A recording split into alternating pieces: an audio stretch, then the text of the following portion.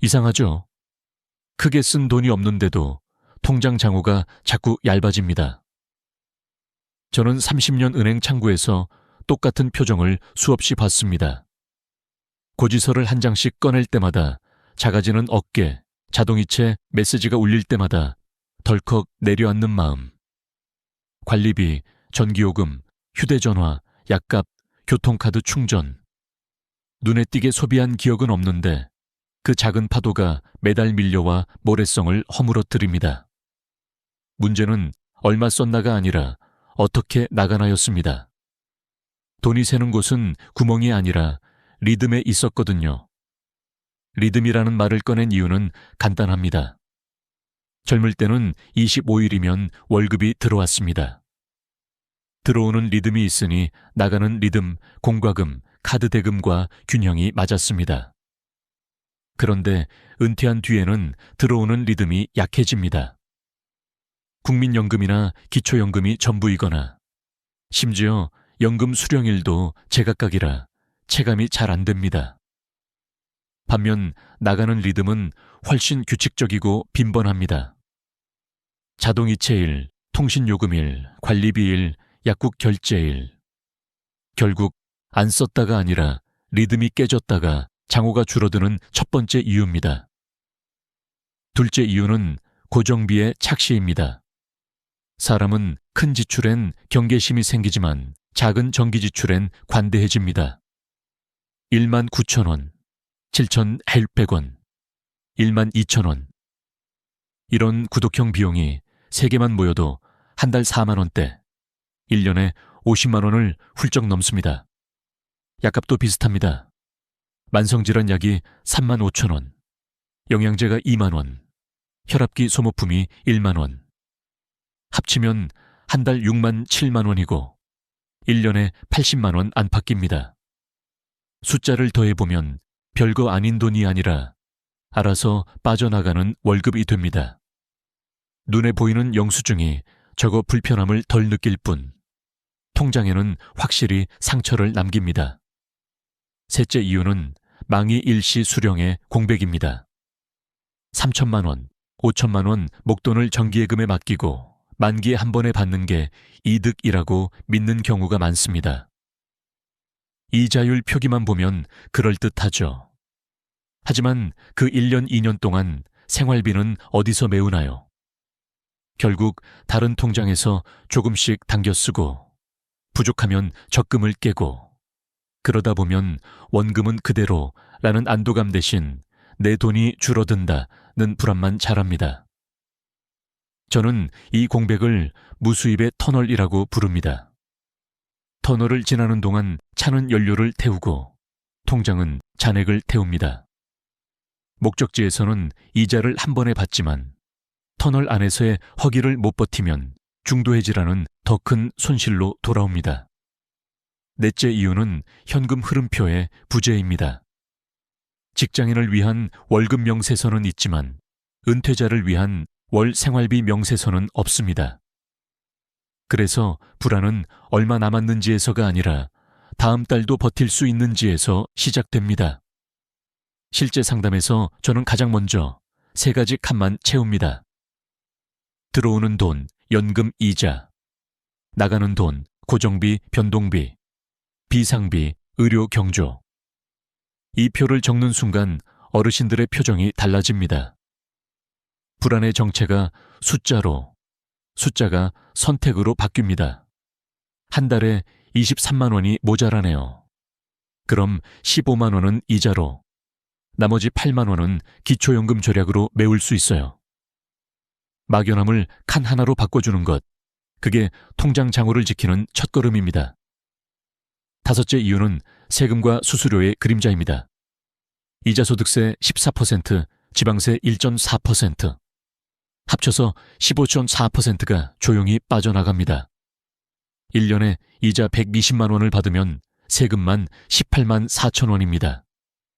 여기에 은근한 수수료, 타행이체 수수료, 체크카드 연회비가 더해지면 연간 3만 5만 원이 더 사라집니다.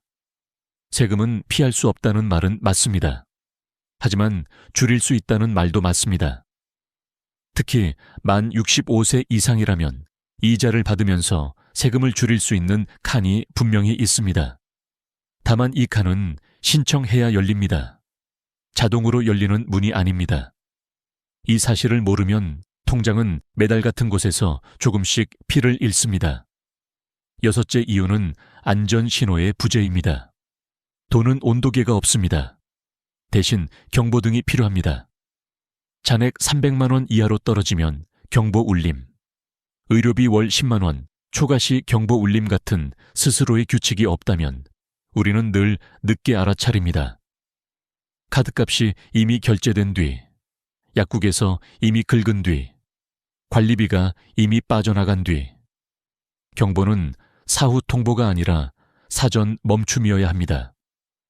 어르신들께는 복잡한 앱 대신 달력의 빨간 점 3개만 찍자고 권합니다. 연금 입금일, 고정비 이체일, 이자 받는 날. 이 3점이 보이는 순간 돈의 흐름은 머릿속이 아니라 달력 위에서 움직입니다. 그때부터 장어는 줄어드는 느낌이 아니라 흐르는 그림이 됩니다. 여기까지가 장어가 줄어드는 6가지 실체입니다. 쓰지 않아서 남는 게 아닙니다. 들어오는 리듬이 없어서, 작은 고정비가 눈에 안 보여서, 망이 터널에서 허기를 참지 못해서, 표가 없어서, 세금과 수수료가 그림자처럼 따라붙어서, 경보가 없어서, 천천히, 그러나 확실히 줄어듭니다. 저는 이 진실을 숨기지 않습니다. 대신 이야기의 방향을 틀 겁니다. 줄어드는 이유를 알았다면 이제 막는 구조를 세워야 합니다. 구조는 화려할 필요 없습니다. 월급의 리듬을 다시 심고 터널을 짧게 만들고 세금의 그림자를 줄이면 됩니다. 한 가지 일화를 들려드릴게요. 68세 최명학 어르신은 통장에 9천만 원이 있었습니다. 그런데 밤마다 불안해서 수면제를 찾았습니다. 돈이 있는데 왜 불안하실까요? 제가 묻자 어르신은 대답하지 못했습니다. 그래서 달력에 점을 찍었습니다. 연금일, 15일, 공과금 10일, 통신비 13일, 약값 매주 목, 그리고 이자 받는 날은 공란으로 남았습니다. 선생님, 이자 받는 날이 없네요. 그 말이 끝나자 어르신의 눈이 동그랗게 커졌습니다. 그날 우리는 한 달에 한 번 이자가 찍히는 구조를 만들기로 약속했고 3달 후 어르신은 같은 금액을 가진 채 다른 표정을 지었습니다. 장호는 비슷한데 마음이 다릅니다. 저는 미소로 답했습니다. 그게 노후의 이자입니다. 숫자가 아니라 안심이요. 이 영상의 처음에서 저는 리듬이라는 단어를 꺼냈습니다. 그리고 지금 그 리듬의 첫 박자를 예고합니다. 다음 파트에서 우리는 장호를 지키는 가장 간단한 장치, 매달 찍히는 돈을 만들 겁니다. 월급이 사라진 자리, 2번째 월급을 심을 겁니다. 거창한 투자도 복잡한 금융상품도 아닙니다. 이미 알고 있는 은행, 이미 익숙한 예금으로. 다만 방식은 바꿉니다. 만기에 한 번이 아니라 매달 조금씩 숫자와 마음이 동시에 숨을 쉬도록 리듬을 되살릴 겁니다. 지금 잠깐 당신의 통장을 떠올려 보세요. 다음 달 10일, 13일, 25일에는 무엇이 빠져나가나요? 그리고 그 사이 당신의 통장에는 무엇이 들어오나요? 공백이 보인다면 그것이 바로 우리가 채울 자리입니다. 다음 이야기에서 그 빈칸에 이름을 적겠습니다. 월지급식, 그리고 안심. 돈이 있어도 왜 불안할까요? 은행 상담을 하다 보면 이런 말을 자주 듣습니다. 윤정 씨, 제 통장에 8천만 원은 있는데요. 이상하게 마음이 안 놓여요. 저는 그 말을 들을 때마다 이분은 지금 숫자가 아니라 마음의 균형을 잃고 계시구나 하고 느낍니다. 돈이 남아 있어도 불안한 이유는 단 하나. 들어오는 돈이 없기 때문입니다.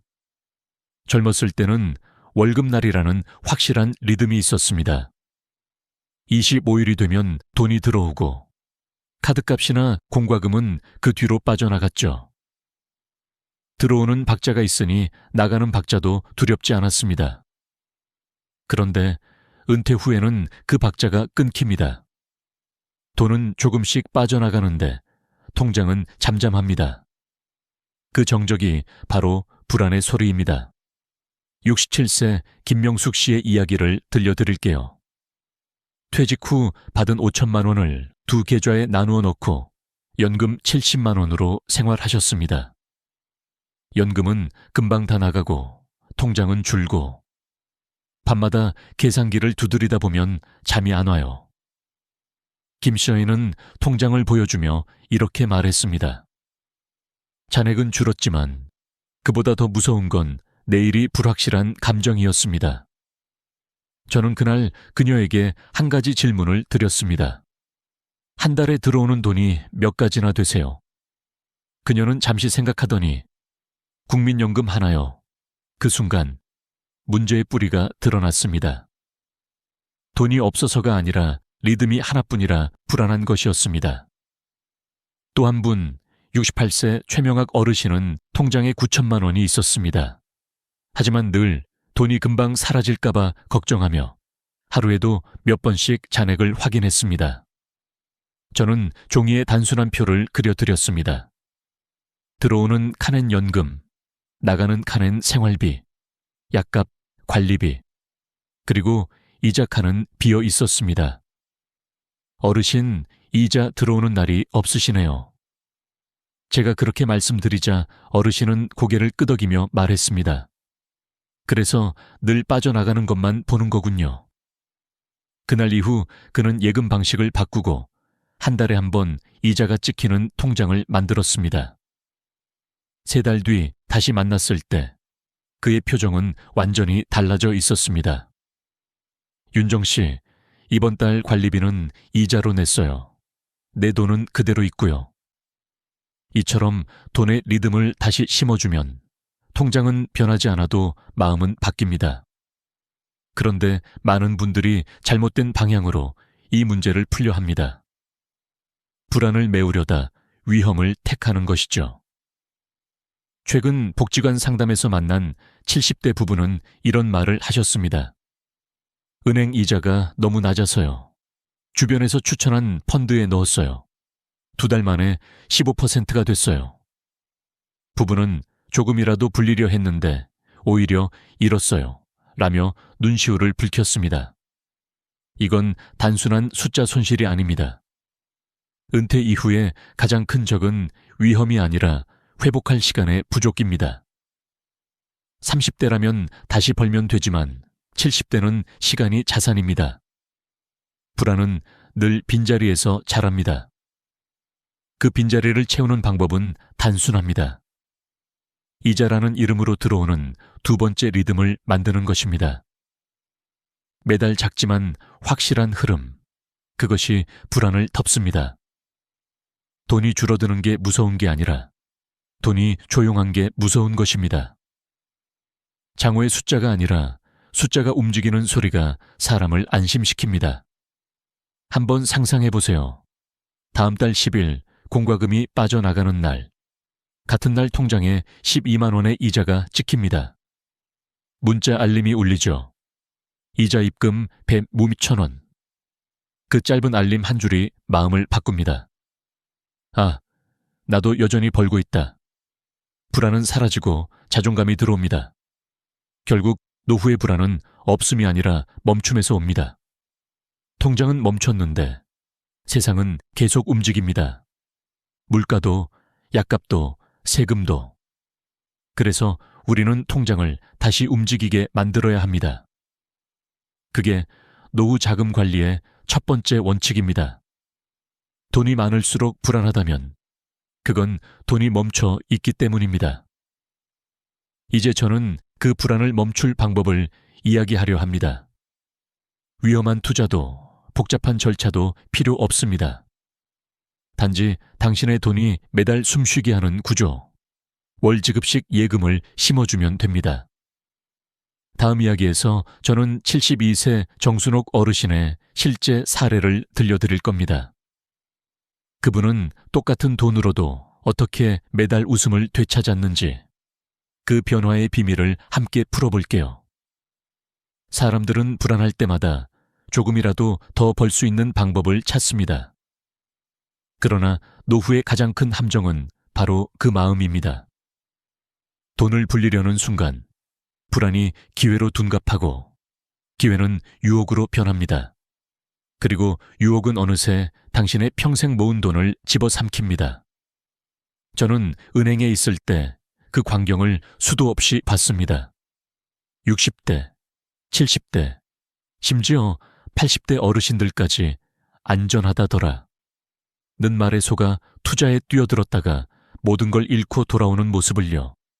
한 번은 이런 일이 있었습니다.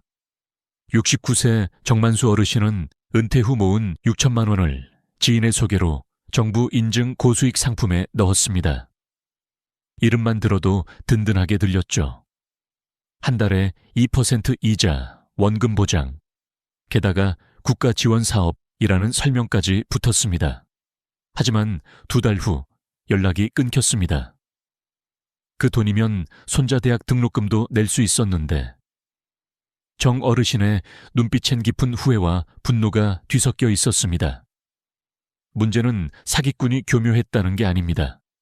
그보다 더 무서운 건 정 어르신이 은행보다 말 한마디를 더 믿었다는 겁니다.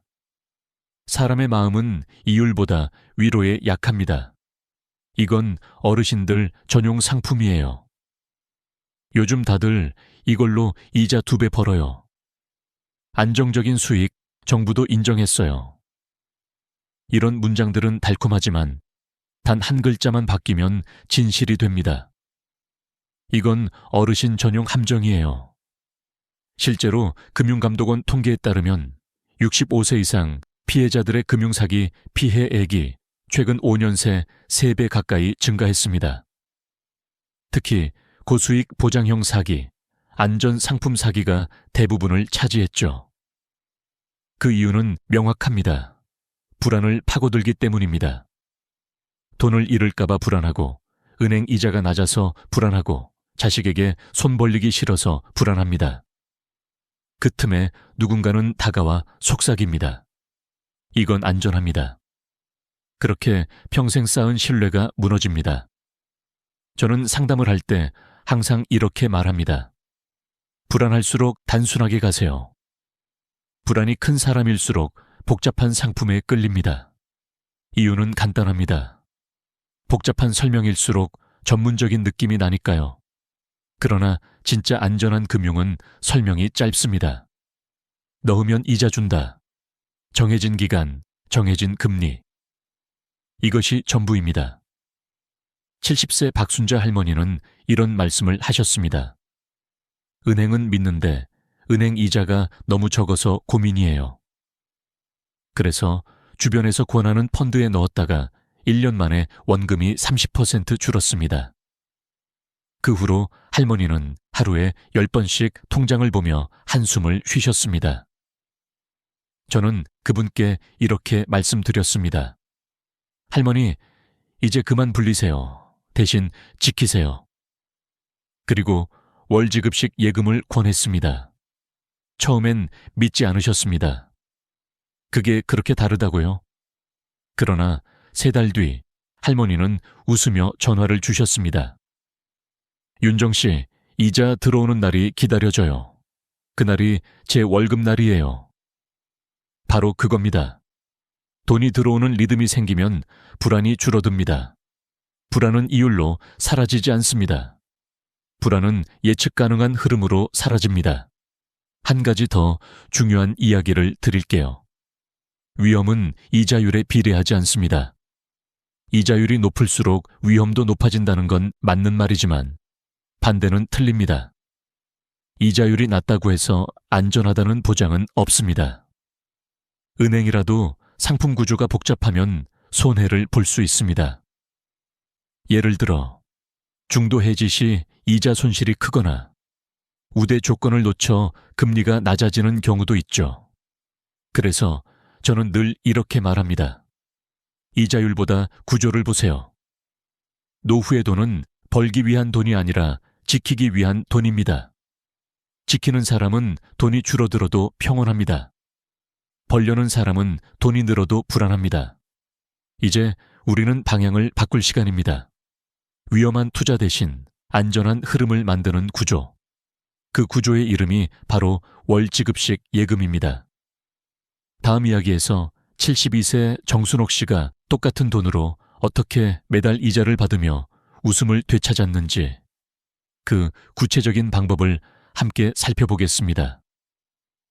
그녀가 이제는 이자가 내 월급이에요 라고 말했던 순간 그 목소리 속엔 평생 찾던 안심이 담겨 있었습니다. 똑같은 돈으로 이렇게 달라질 수 있을까? 제가 이 말을 처음 들은 건 72세 정순옥 어르신의 상담 자리였습니다. 그분은 2년 전 은행 직원의 권유로 5천만 원을 일반 예금에 넣으셨습니다.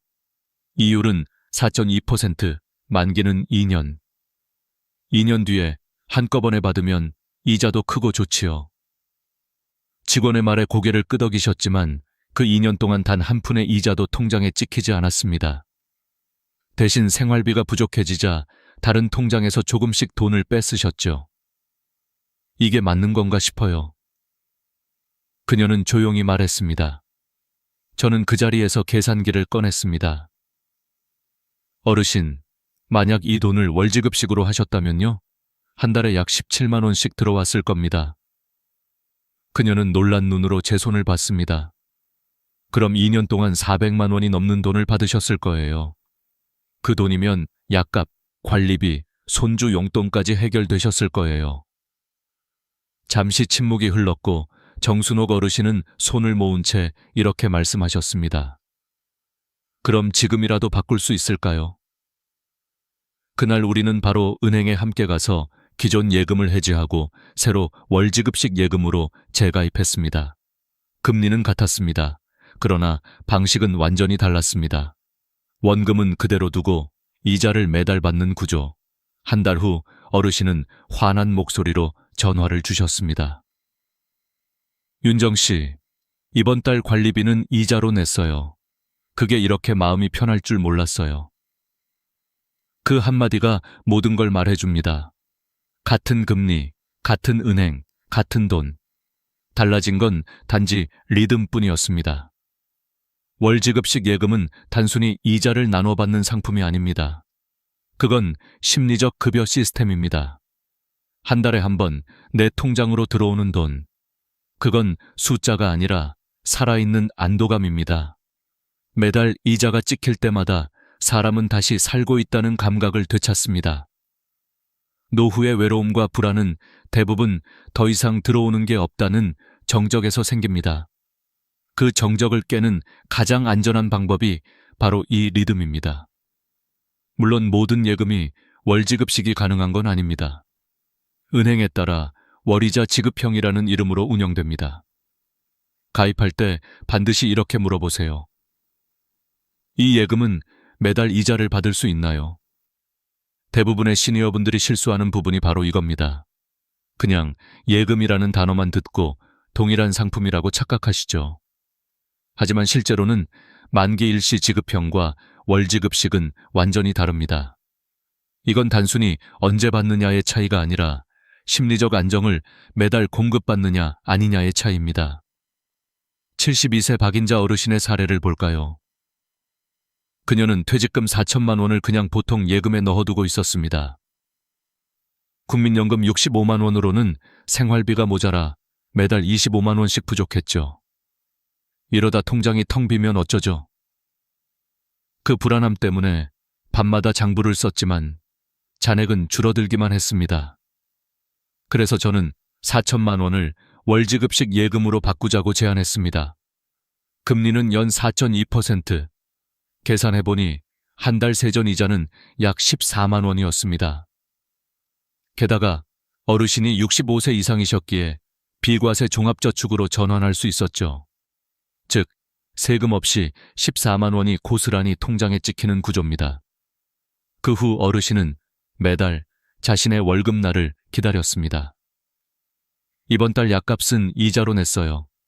아들한테 손 벌릴 일 없으니까 좋네요. 그 한마디에 담긴 자존감은 돈으로 환산할 수 없는 가치였습니다. 이처럼 월지급식 예금은 단순한 재테크가 아닙니다. 그건 노후의 자존감을 지키는 장치입니다.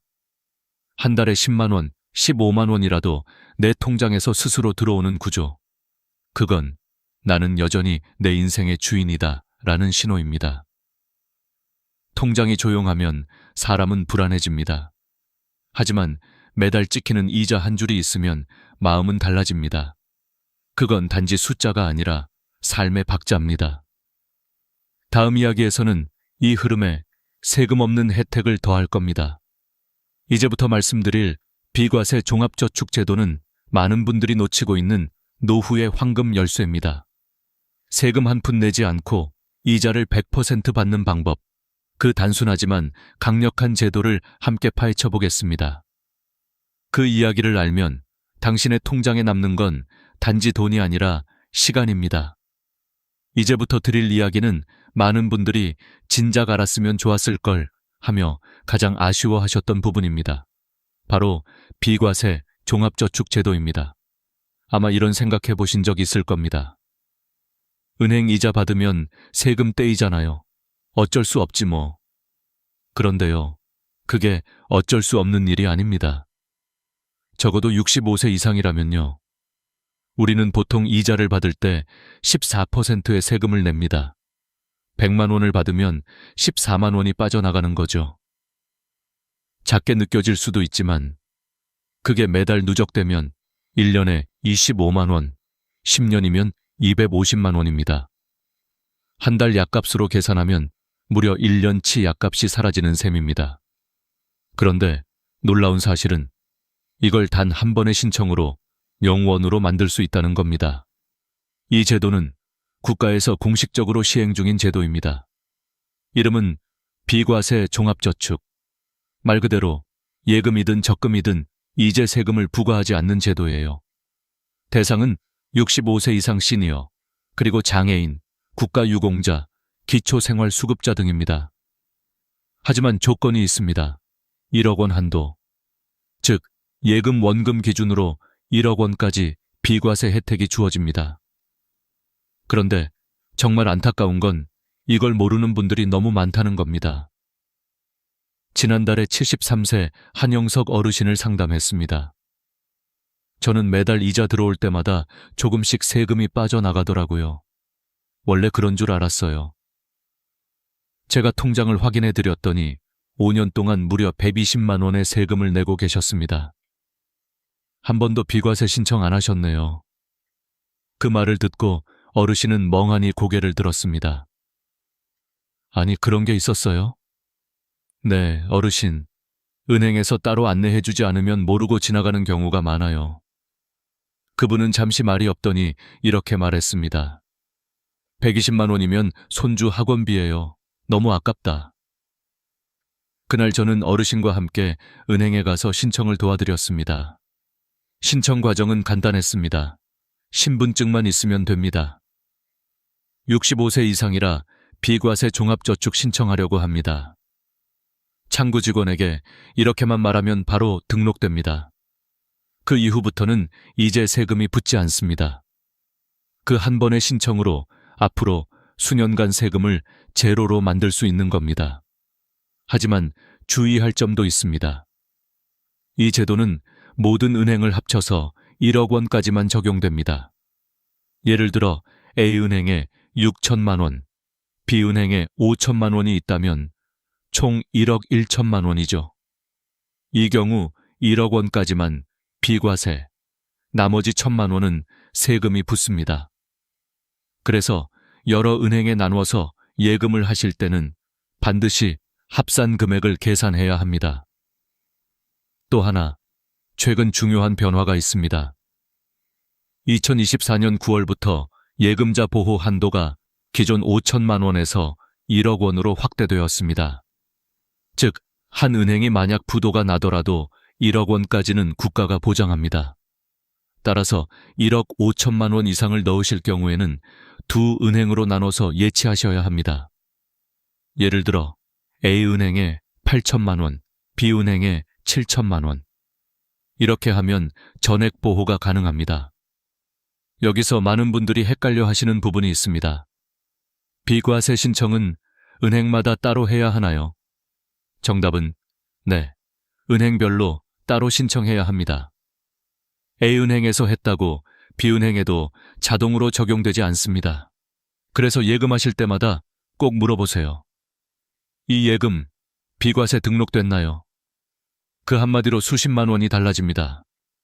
한 번은 70세 최정숙 할머니가 저에게 이런 말씀을 하셨어요. 윤정 씨, 저는 세금 조금 내도 괜찮아요. 귀찮아서 그냥 두려고요. 그 말에 제가 웃으며 이렇게 말씀드렸습니다.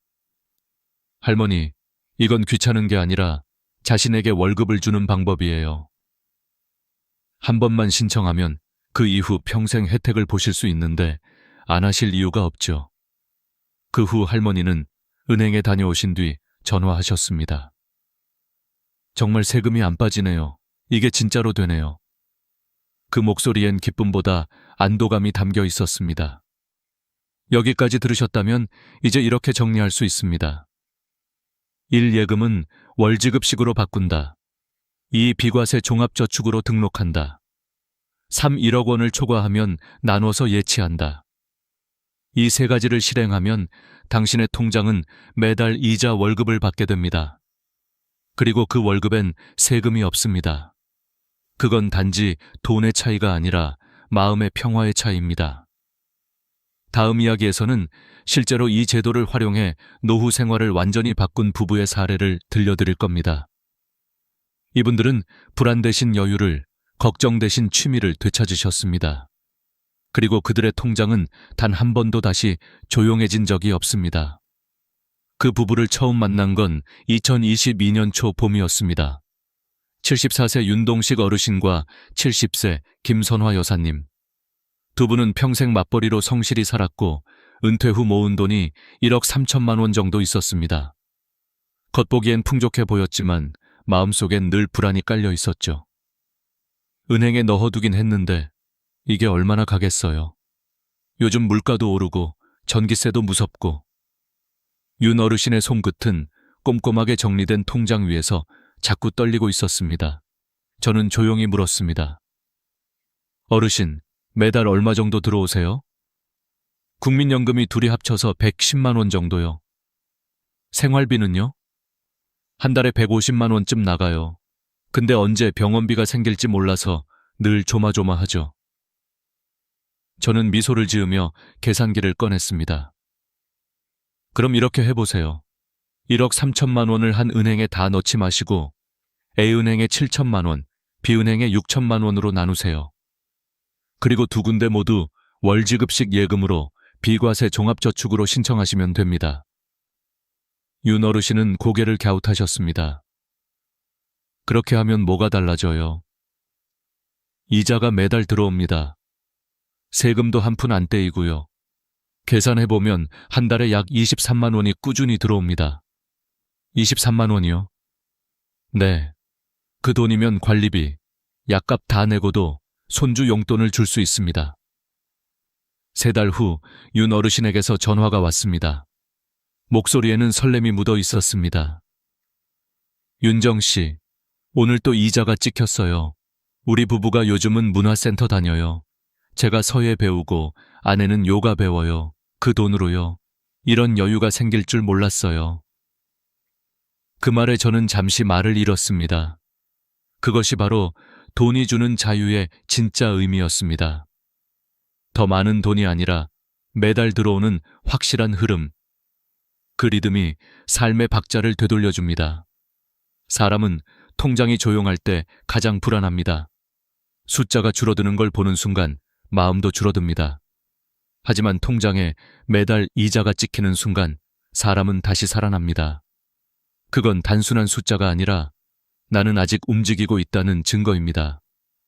윤동식 어르신 부부는 그 이후로 손주 돌보며 여행도 다니고 노후를 살아내는 대신 즐기는 시간으로 바꾸셨습니다.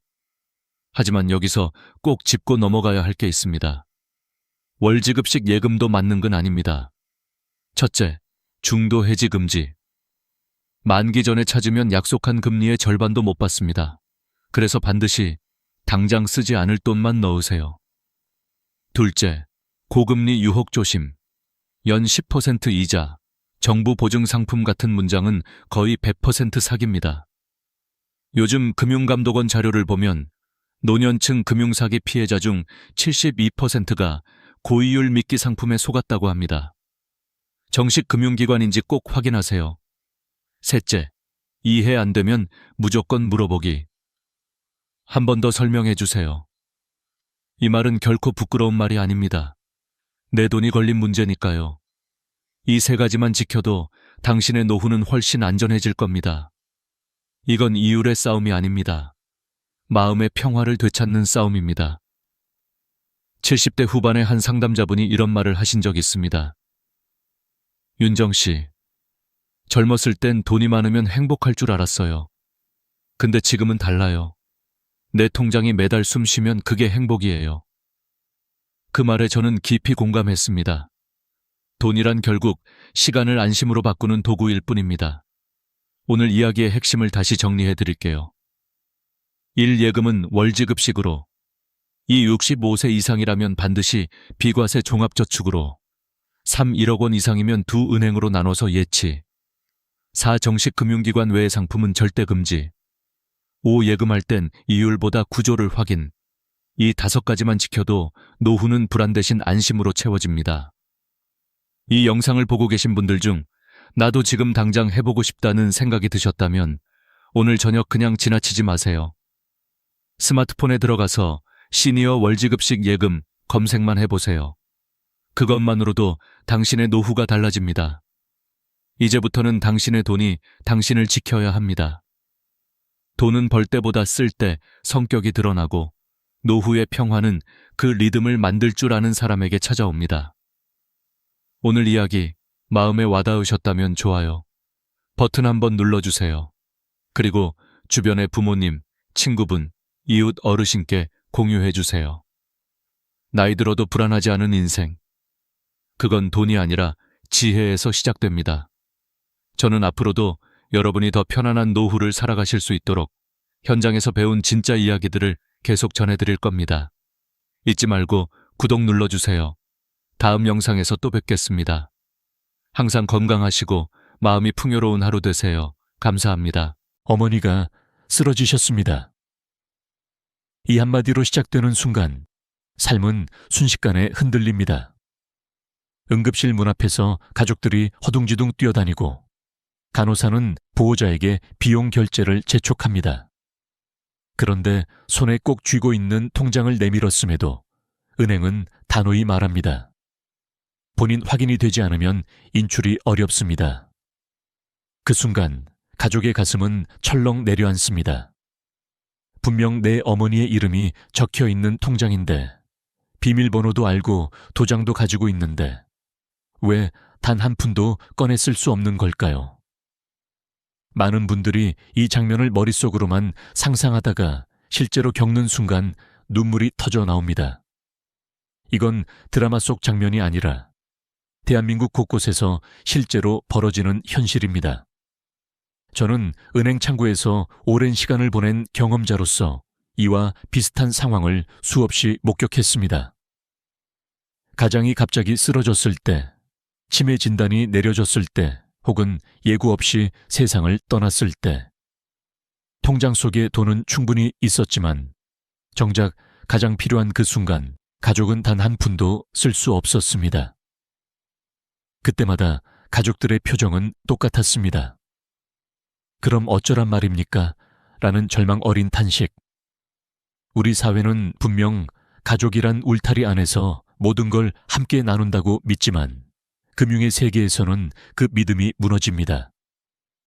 여기서 중요한 건 이런 상황이 단지 특별한 누군가에게만 닥치는 일이 아니라는 사실입니다. 오늘도 병원에서는 수많은 환자가 갑작스러운 위기를 맞이하고 있습니다. 통계적으로 대한민국에서 65세 이상 어르신 중 절반 이상이 평생 한 번 이상 응급실에 실려가며 이 중 상당수가 장기간 치료비를 필요로 합니다. 그런데도 대다수 가정은 우리 집은 괜찮겠지 하며 아무 대비 없이 살아갑니다. 저는 지금 이 영상을 보고 계신 당신에게 묻고 싶습니다.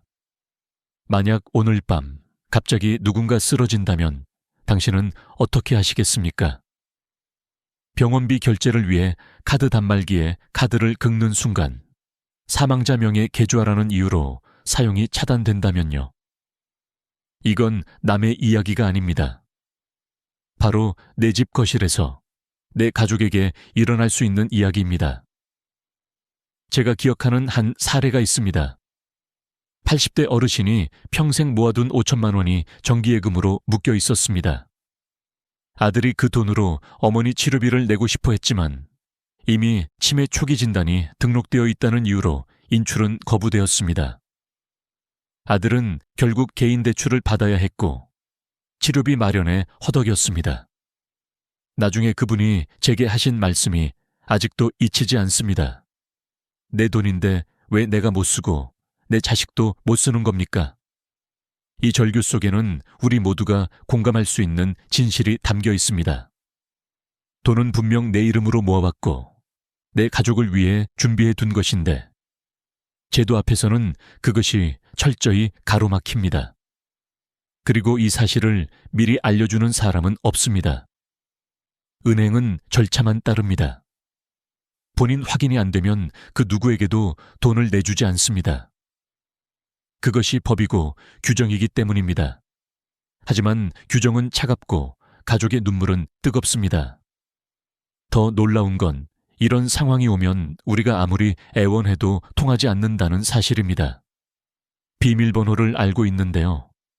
도장도 가지고 왔습니다. 아무리 말해도 소용이 없습니다. 심지어 사망신고가 들어가면 그 즉시 모든 계좌는 자동으로 동결됩니다. 체크카드 하나 긁는 것도 불법 사용으로 간주될 수 있습니다. 즉, 어제까지는 내 돈이었지만 오늘부터는 법적으로 접근 불가능한 돈이 되는 겁니다. 생각해 보십시오. 우리는 평생을 일하고 저축하며 가족을 위해 돈을 모읍니다. 하지만 정작 가장 급박한 순간 그 돈은 내 손에 닿지 않습니다. 마치 은행의 금고 안에 갇혀버린 듯 오히려 나를 배신하는 느낌을 주기도 합니다. 그렇다면 질문이 생깁니다. 내 돈인데 왜 내가 못 쓰게 되는 걸까? 이 질문에 대한 답을 알지 못하면 당신 역시 언젠가 같은 절망을 겪을 수 있습니다. 저는 오늘 이 영상을 통해 그 답을 하나하나 풀어드리려 합니다. 단순한 금융 지식을 넘어 실제로 내가 내 돈을 지키고 가족이 위기 속에서 눈물 흘리지 않게 하기 위한 구체적인 방법을 말씀드리려 합니다. 제가 현장에서 지켜본 수많은 가정의 사례, 그리고 수십 년 금융인으로서 쌓아온 경험이 녹아 있습니다. 아마 이 이야기를 듣다 보면 마음이 무거워질 수도 있습니다. 그러나 동시에 희망도 생길 겁니다. 왜냐하면 미리 준비만 한다면 내 가족은 절대 같은 고통을 겪지 않아도 되기 때문입니다. 단 한 장의 서류, 단 한 번의 은행 방문이 미래를 완전히 바꿀 수 있습니다. 그리고 그것은 누구나 지금 이 순간부터 시작할 수 있는 일입니다. 이제 저는 당신께 이렇게 말하고 싶습니다. 오늘 당신이 듣게 될 이야기는 단순한 지식이 아닙니다. 이는 평생 모아온 당신의 재산이 진짜로 당신과 가족을 위해 쓰이도록 지켜내는 마지막 방패입니다. 은행은 절대 먼저 알려주지 않습니다. 하지만 저는 오늘 그 비밀을 끝까지 풀어드리겠습니다. 이제부터 시작합니다. 우리가 왜 내 돈을 내 가족조차 꺼낼 수 없는지, 그 냉혹한 이유와 숨겨진 진실을 가장 먼저 알아야 할 것은 바로 금융실명제라는 제도입니다.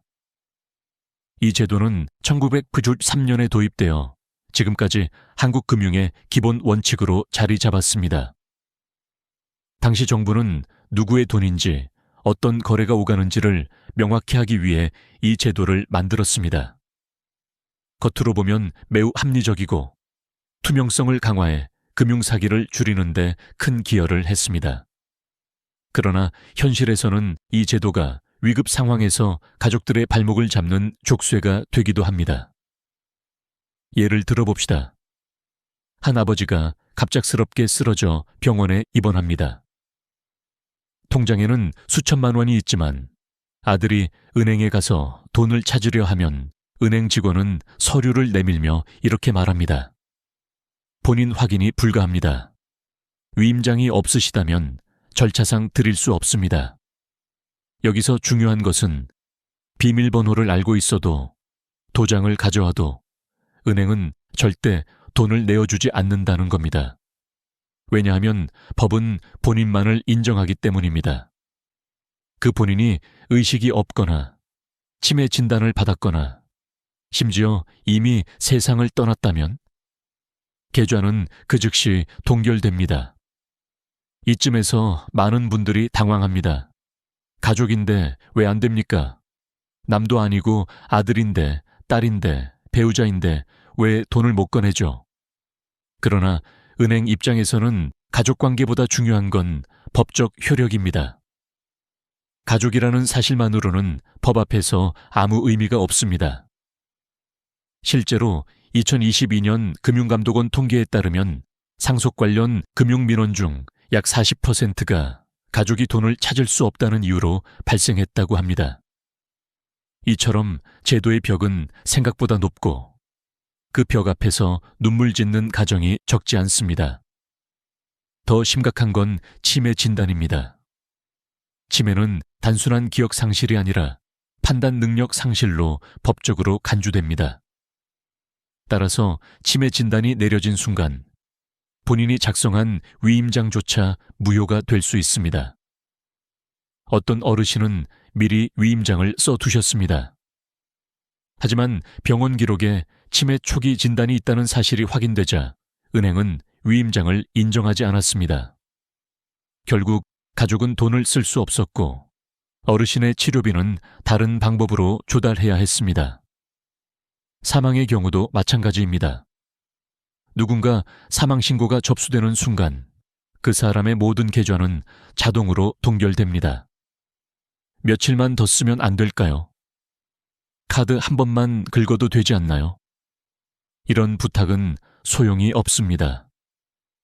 법적으로는 이미 고인이 된 사람의 돈을 가족이 쓰는 것은 부정사용으로 간주됩니다. 결국 남은 길은 오직 하나, 복잡한 상속 절차를 밟는 것입니다. 그런데 이 과정은 길고 지칩니다.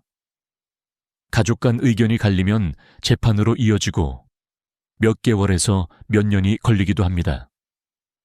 저는 은행에서 일하면서 이런 상황을 수도 없이 봐왔습니다. 병실에서 환자가 누워있고 가족이 은행 창구에서 눈물 흘리며 호소하지만 규정은 단호합니다. 그 앞에서 제가 할 수 있는 말은 늘 같았습니다. 죄송합니다. 절차를 따르셔야 합니다.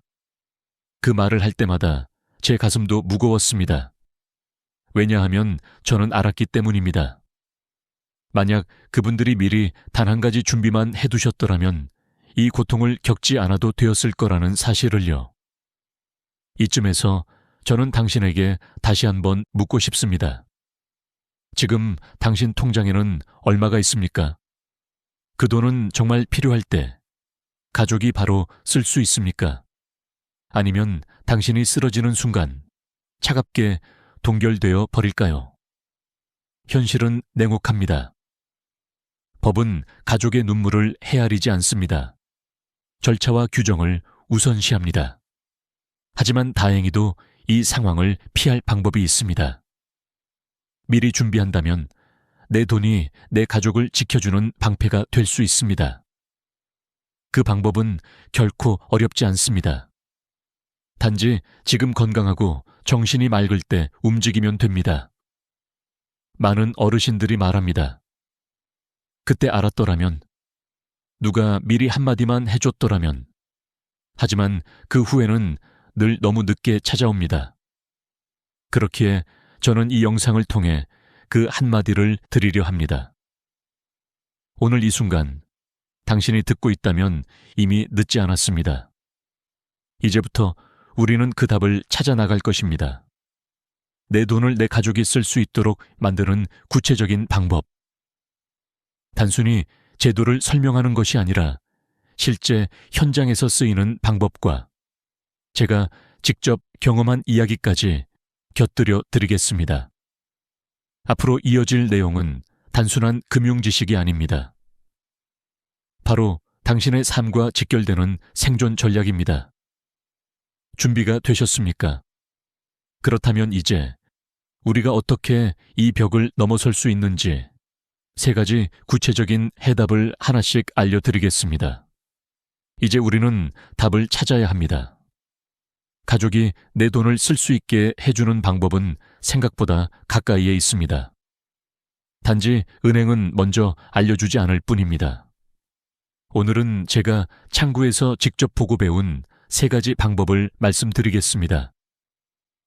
이 3가지 중 단 하나만 해도 위기의 순간 가족이 눈물 흘리며 발을 동동 구르는 일을 막을 수 있습니다. 첫 번째는 금융거래 위임장입니다. 이름만 들으면 어렵게 느껴질 수 있지만 사실 단순합니다.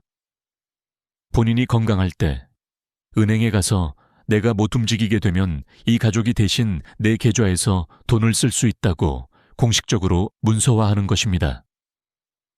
예를 들어 아버지가 아들에게, 어머니가 딸에게 권한을 주는 것이죠.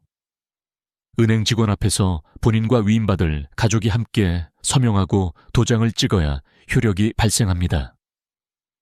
많은 분들이 비밀번호도 알려줬는데 왜 굳이 이런 문서가 필요하죠? 라고 물으십니다.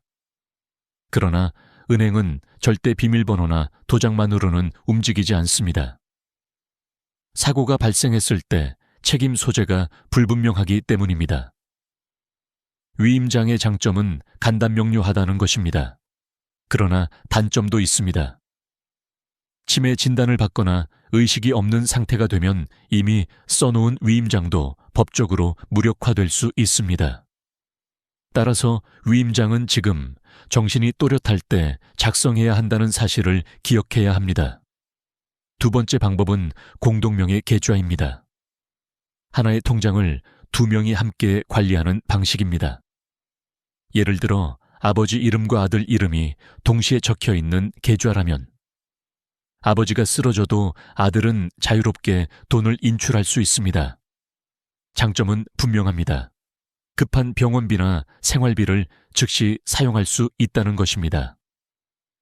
실제로 제가 만났던 한 어르신은 홀로 살면서 혹시 쓰러졌을 때를 대비해 딸과 공동명의 계좌를 만들어 두셨습니다. 몇 년 뒤 어르신이 갑자기 쓰러져 병원에 입원했을 때 딸은 망설임 없이 그 계좌에서 돈을 꺼내 병원비를 냈고 덕분에 치료가 늦어지지 않았습니다. 그러나 단점도 있습니다. 공동명의 계좌는 상대방이 내 돈을 자유롭게 쓸 수 있기 때문에 반드시 믿을 수 있는 가족과만 해야 합니다. 또한 사망 후 상속 과정에서 증여로 간주되어 세금 문제로 이어질 수도 있습니다.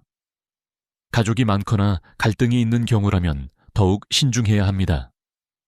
세 번째는 예금자 사전 지정 제도입니다. 아직은 생소한 제도이지만 일부 시중은행에서 시범 운영 중입니다. 이 제도는 내가 의식이 없거나 사망했을 때 계좌의 돈을 누구에게 쓸 수 있도록 맡기겠다는 의사를 미리 등록하는 방식입니다. 예를 들어 내가 쓰지 못하게 될 경우 이 돈은 큰딸 김미영이 사용할 수 있도록 한다. 이런 식으로 은행에 지정해 두는 것이죠. 이 경우 나중에 유언장이나 법원 절차 없이도 지정된 가족이 바로 돈을 사용할 수 있습니다. 다만 아쉬운 점은 아직 모든 은행에서 시행되는 것은 아니라는 것입니다. 하지만 간단히 거래은행에 전화해 확인하면 참여 여부를 알 수 있습니다. 이 3가지 방법은 단순히 제도 설명으로 끝나지 않습니다. 실제로 제게 찾아와 눈물로 호소했던 수많은 고객들의 경험이 담긴 실전 해법입니다. 저는 현장에서 한 가지 공통점을 발견했습니다. 미리 준비한 가족은 당황하지 않았습니다. 누군가는 위임장을 꺼내 보여주었고 누군가는 공동명의 계좌에서 바로 돈을 꺼냈습니다. 그러나 아무 준비도 하지 않은 가족은 늘 같은 표정을 지었습니다.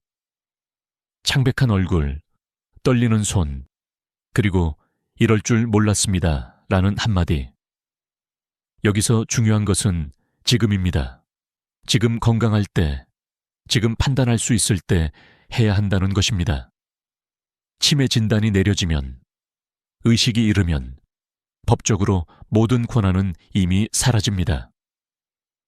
그때는 위임장도, 공동명의 계좌도, 사전 지정 제도도 무용지물이 될 수 있습니다. 저는 이 부분에서 꼭 말씀드리고 싶습니다. 우리가 건강하다는 건 내일을 보장한다는 뜻이 아닙니다. 건강검진 통계에 따르면 65세 이상 노인의 약 30%가 자신도 모르는 만성질환을 가지고 있다고 합니다. 또 응급실 통계는 말합니다. 노인의 절반 이상이 1년에 한 번 이상 응급 상황을 경험합니다. 그렇다면 오늘 당신이 괜찮겠지 하며 미루는 것은 사실 내일의 위기를 더 크게 키우는 행동일 수 있습니다. 이제 당신은 선택해야 합니다. 아무 대비 없이 위기를 맞을 것인지 아니면 지금 단 한 번의 준비로 가족의 눈물을 막을 것인지. 은행은 절대 먼저 알려주지 않습니다. 그러나 지금 이 영상을 듣고 계신 당신은 이미 알고 있습니다. 여기까지 3가지 방법을 말씀드렸습니다. 금융위임장, 공동명의 계좌, 예금자 사전 지정 제도. 이 중 단 한 가지만 해두어도 당신의 가족은 절망 대신 희망을 가질 수 있습니다. 그러나 이야기는 여기서 끝나지 않습니다. 세상은 언제나 예고 없이 찾아옵니다. 치매, 뇌졸중, 갑작스러운 사고. 그 순간부터는 오늘 말씀드린 3가지 방법조차 무력화될 수 있습니다. 그렇다면 그 다음은 어떻게 해야 할까요?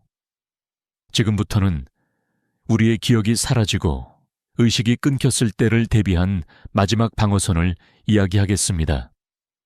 치매라는 단어를 들으면 누구나 두려움부터 느낍니다. 나이가 들수록 혹시 내가 기억을 잃으면 어쩌지? 라는 생각을 한 번쯤은 하게 됩니다. 하지만 치매는 단지 기억을 잃는 병이 아닙니다. 법적으로는 판단 능력을 상실한 상태로 간주됩니다.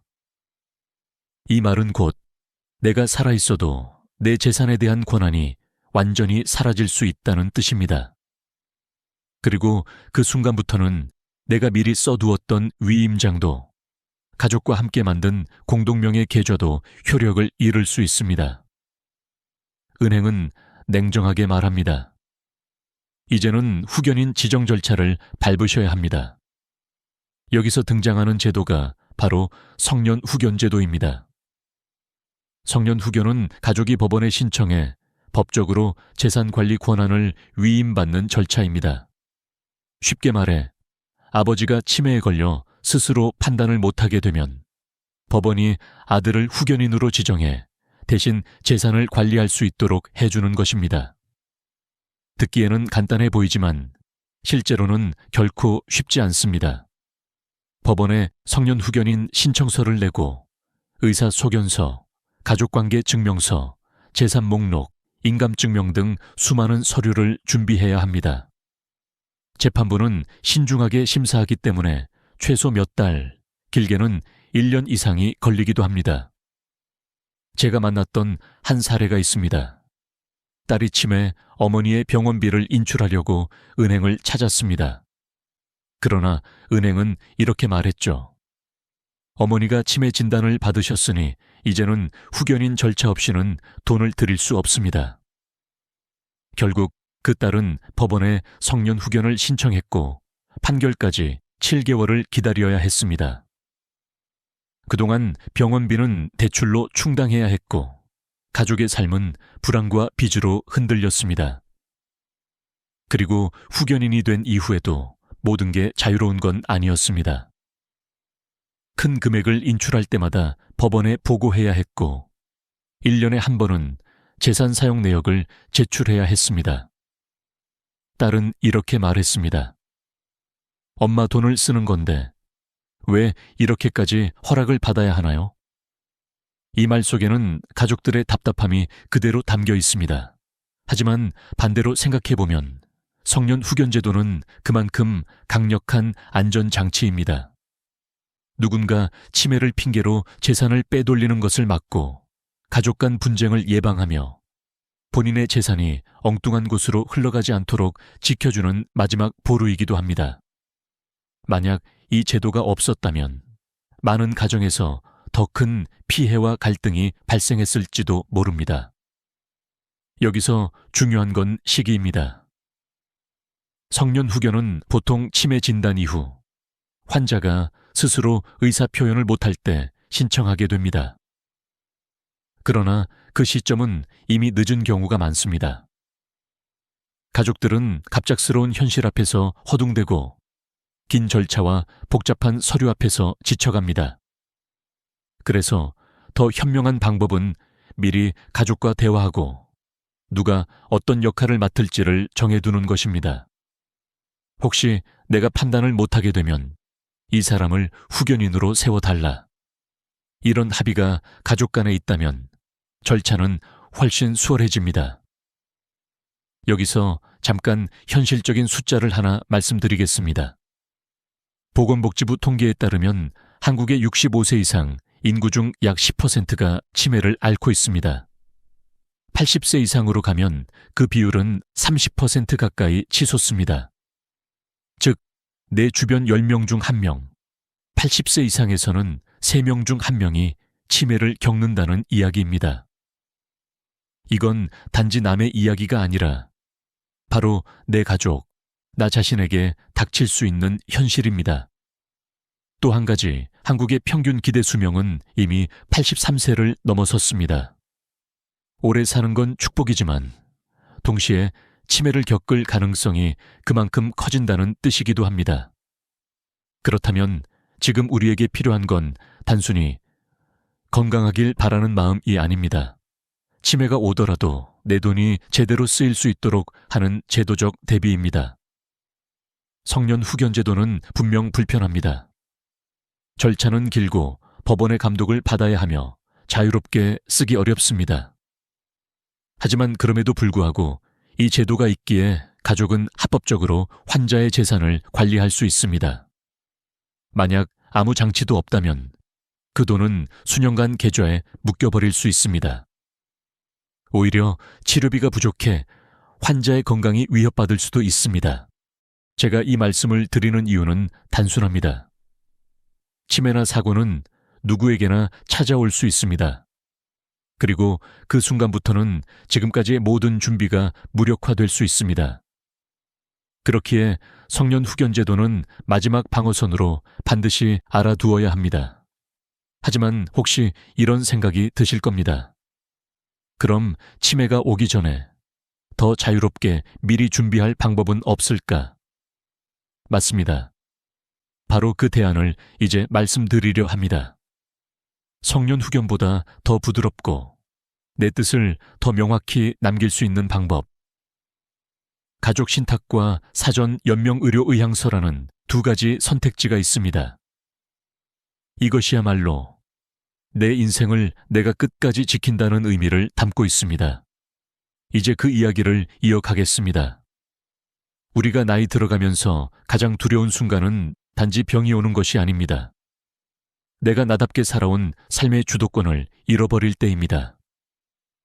성년 후견 제도가 마지막 방어선이라면 그 이전에 내가 내 뜻을 분명히 남기고 가족에게 짐이 되지 않도록 준비할 수 있는 길도 있습니다. 바로 가족 신탁과 사전 연명 의료 의향서입니다. 이 두 가지는 단순한 제도가 아니라 내 삶을 내가 마무리한다는 선언과도 같습니다. 먼저 가족 신탁에 대해 이야기해 보겠습니다. 신탁이라는 단어가 낯설게 들릴 수 있습니다. 하지만 본질은 단순합니다. 내가 가진 재산을 믿을 수 있는 가족에게 미리 맡기고 어떻게 쓰이길 원하는지 법적으로 명확히 남기는 것입니다. 예를 들어 이 돈은 오직 내 병원비로만 쓰고 남은 금액은 손자 교육비로 사용하라. 이런 식으로 조건을 정해 두는 것이죠. 한 어르신은 혼자 살면서 언젠가 요양병원에 들어가야 한다는 걸 알고 있었습니다. 그래서 외아들에게 이렇게 말했습니다. 이 통장돈은 내 치료비에만 써라. 다른 데 쓰지 마라. 말로는 충분하지 않았습니다.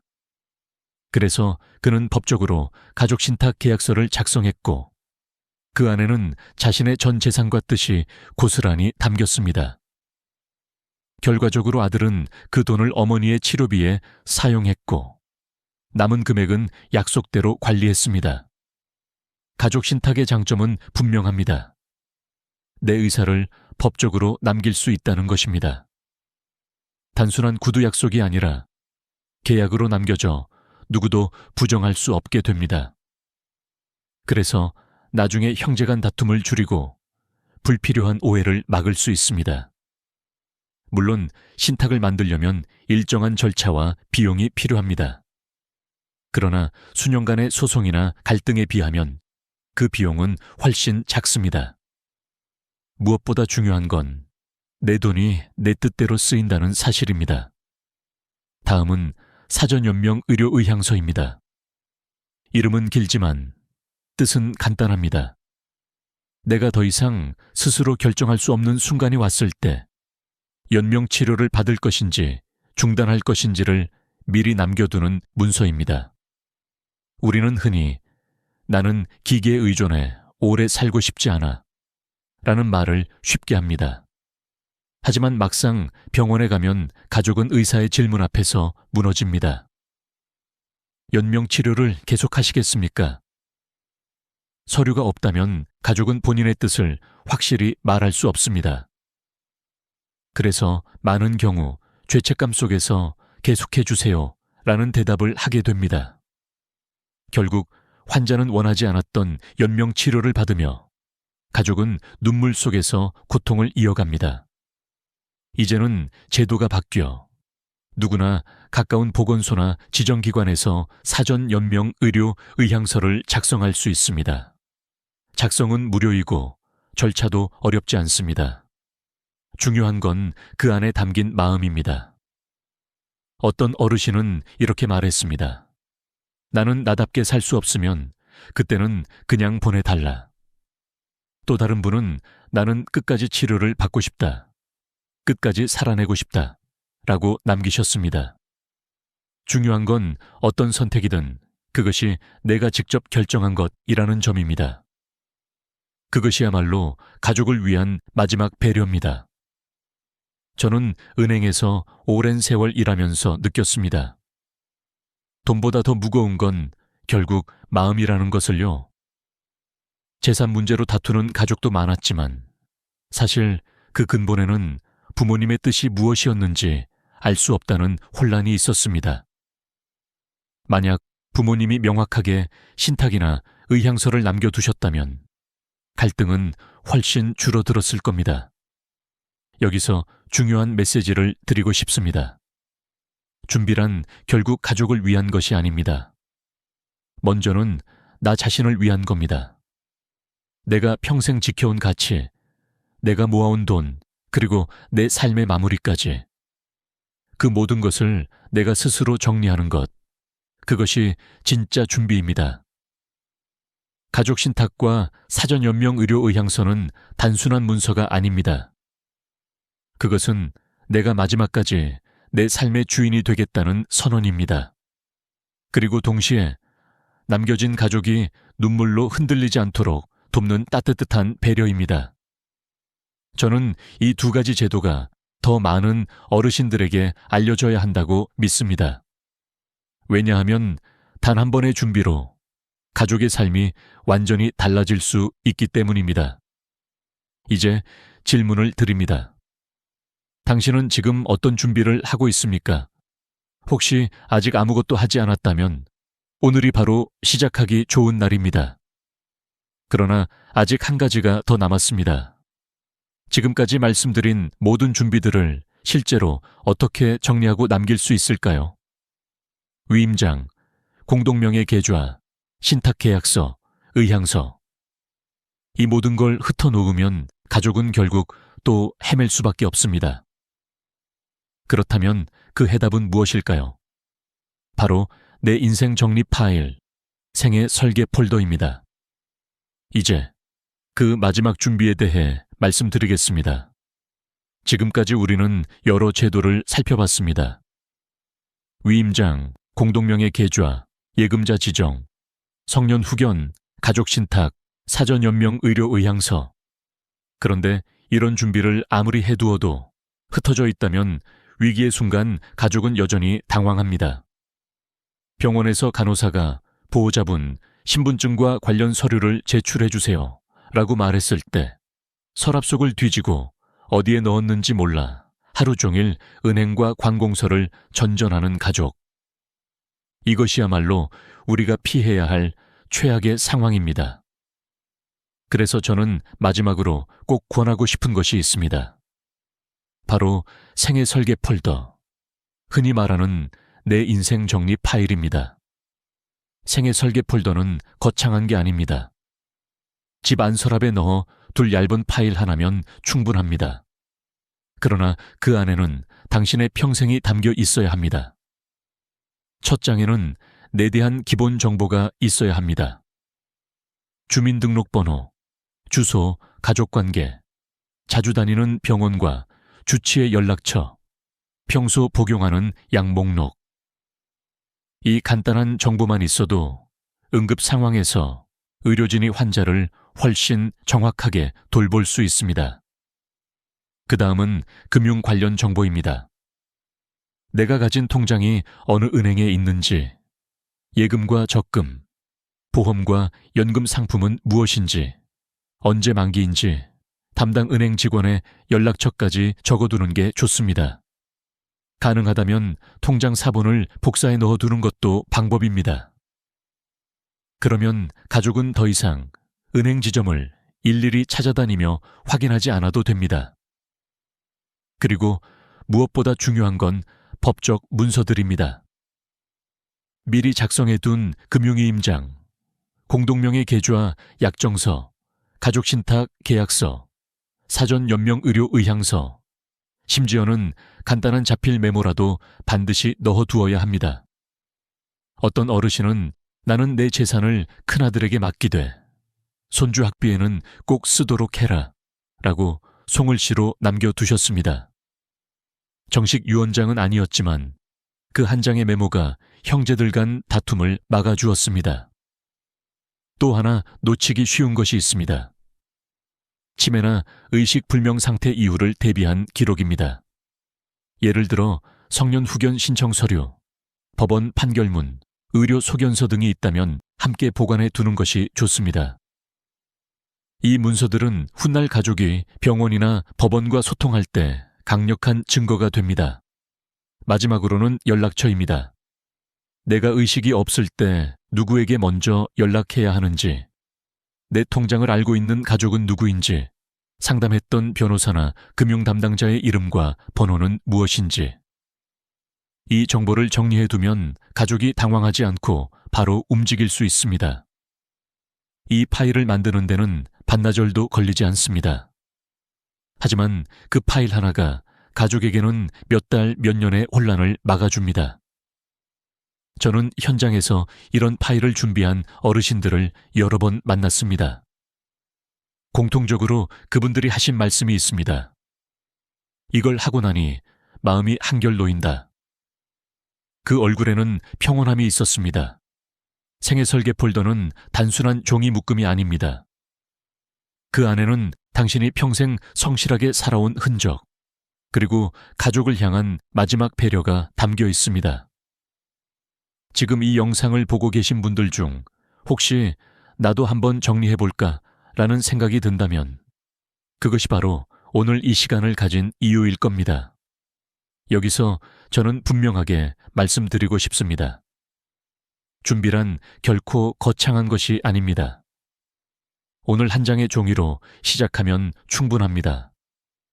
그것이 내일 당신과 가족의 삶을 훨씬 더 평온하게 만들어 줄 것입니다. 이제 마무리할 시간입니다. 오늘 우리가 나눈 이야기는 단순한 금융 지식이 아닙니다.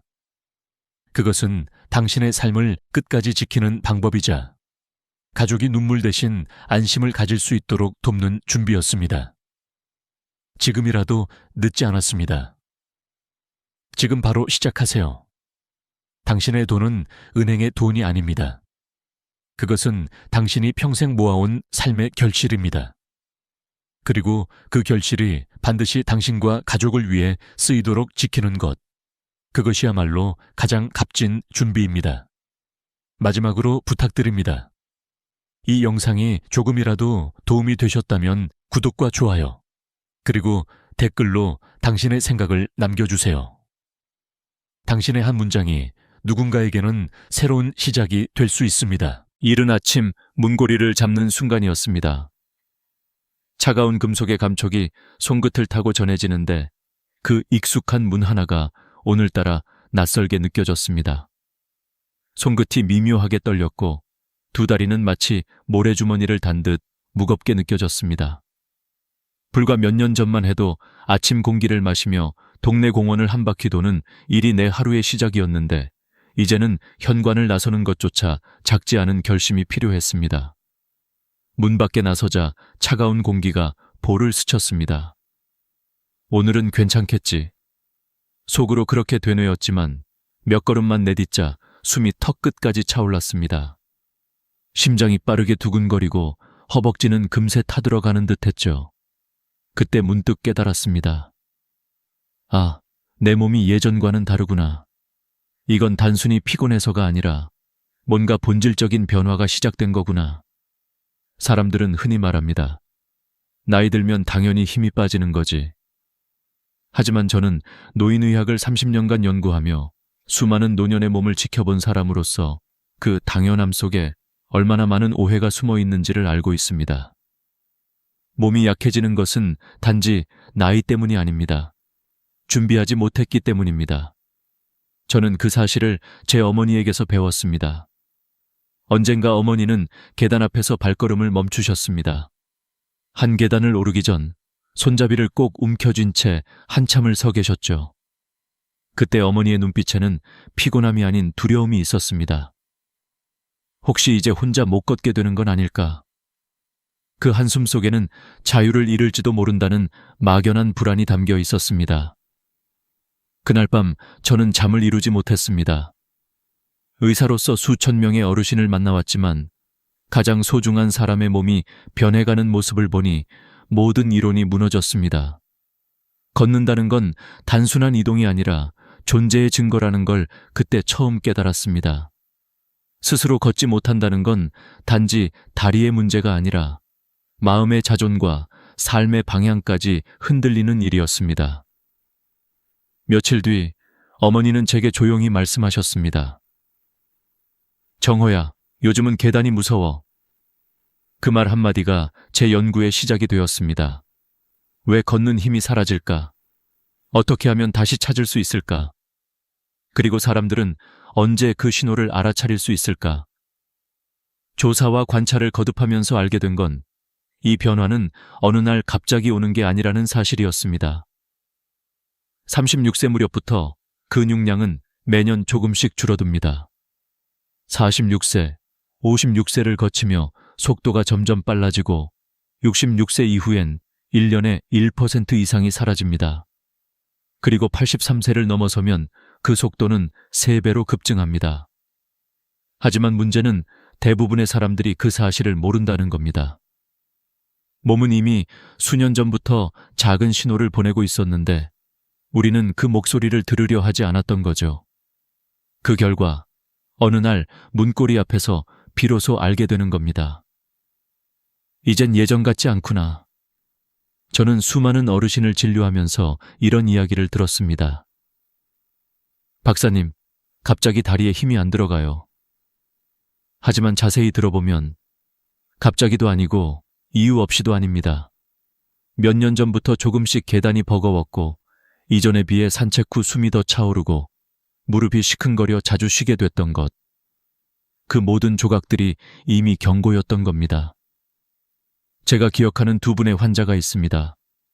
한 분은 80세까지 난 아직 괜찮아라며 아무런 준비 없이 지내셨고 84세가 되던 해에 한 번의 낙상으로 고관절이 부러졌습니다. 그 뒤로는 보행기를 의지하지 않으면 한 발짝도 움직이지 못하게 되었죠. 반면 72세부터 매일 25분씩 가벼운 운동을 시작하신 분은 올해 88세가 되셨는데 지금도 마트에서 직접 장을 보고 친구들과 커피를 마시며 활기차게 지내십니다. 환경도 나이도 조건도 같았지만 단 한 가지, 준비의 유무가 인생의 질을 완전히 바꿔놓았습니다. 어머니를 떠올릴 때마다 저는 마음속으로 되뇌입니다. 몸은 배신하지 않는다. 다만 관리하지 않으면 떠날 뿐이다. 우리의 다리는 단순한 근육이 아닙니다. 삶을 지탱하는 기둥이고 자유로 향하는 길입니다. 걷는다는 건 단순히 장소를 옮기는 게 아니라 내가 원하는 곳으로 스스로 갈 수 있는 힘을 의미합니다.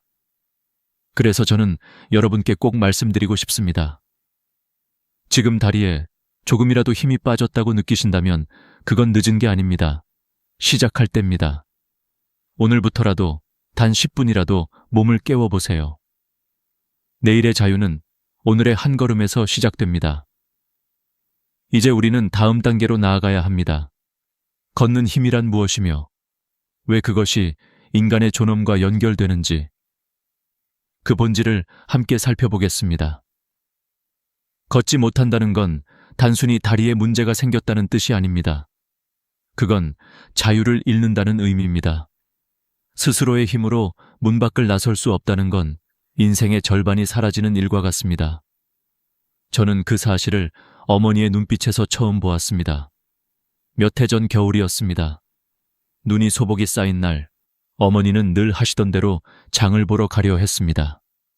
하지만 현관 앞에서 한참을 서 계셨죠.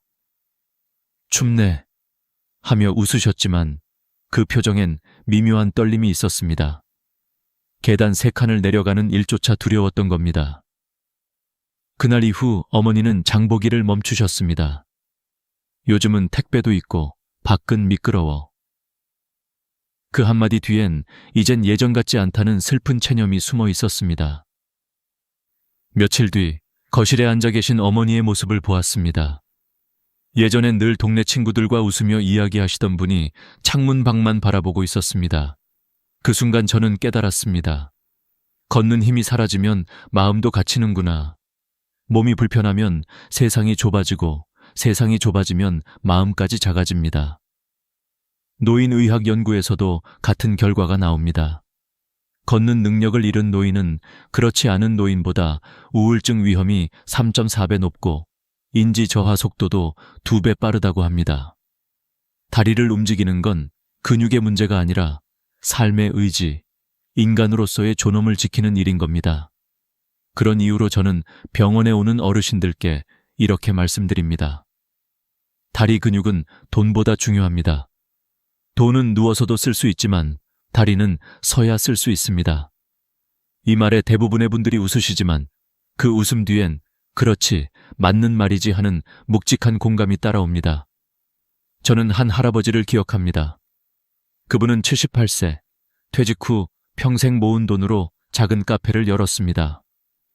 하지만 개업 한 달 만에 다리에 통증이 생겼고 조금만 걸어도 허벅지가 타들어가는 듯했다고 합니다. 검사 결과는 하지 동맥 협착증. 다리 혈관이 좁아져 혈액이 제대로 흐르지 않는 상태였죠. 그 후로 그는 매일 카페 의자에만 앉아 손님을 맞았습니다. 어느 날 이렇게 말씀하셨습니다. 커피 향은 좋은데 발이 움직이지 않으니 인생 맛이 없어요. 그 말이 제 마음에 깊이 남았습니다. 그분의 치료를 도우며 저는 하나의 원칙을 세웠습니다. 걷는 힘은 단순한 근육의 문제가 아니다. 그건 삶의 통로다. 그래서 저는 모든 치료 계획의 시작점을 움직임으로 둡니다. 약보다 먼저 필요한 건 다시 걸어보겠다는 마음이기 때문입니다. 어머니의 이야기도 그랬습니다. 저는 하루 10분씩 어머니와 함께 복도 끝까지 걸었습니다.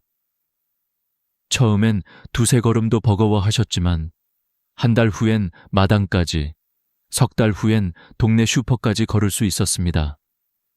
그 길 위에서 어머니는 다시 웃음을 되찾았습니다. 정호야, 내가 다시 내 다리로 걷고 있구나.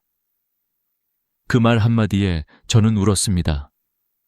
그날 의사로서가 아니라 아들로서 확신했습니다. 걷는다는 건 단순한 재활이 아니라 삶을 되찾는 일이라는 걸요. 저는 종종 강연에서 이런 질문을 던집니다. 여러분, 만약 내일 눈을 떴을 때 두 다리가 움직이지 않는다면 가장 먼저 떠오르는 건 무엇일까요? 많은 분들이 이렇게 대답합니다. 밖에 나가고 싶어요. 손주를 안고 싶어요. 그냥 평범하게 걷고 싶어요.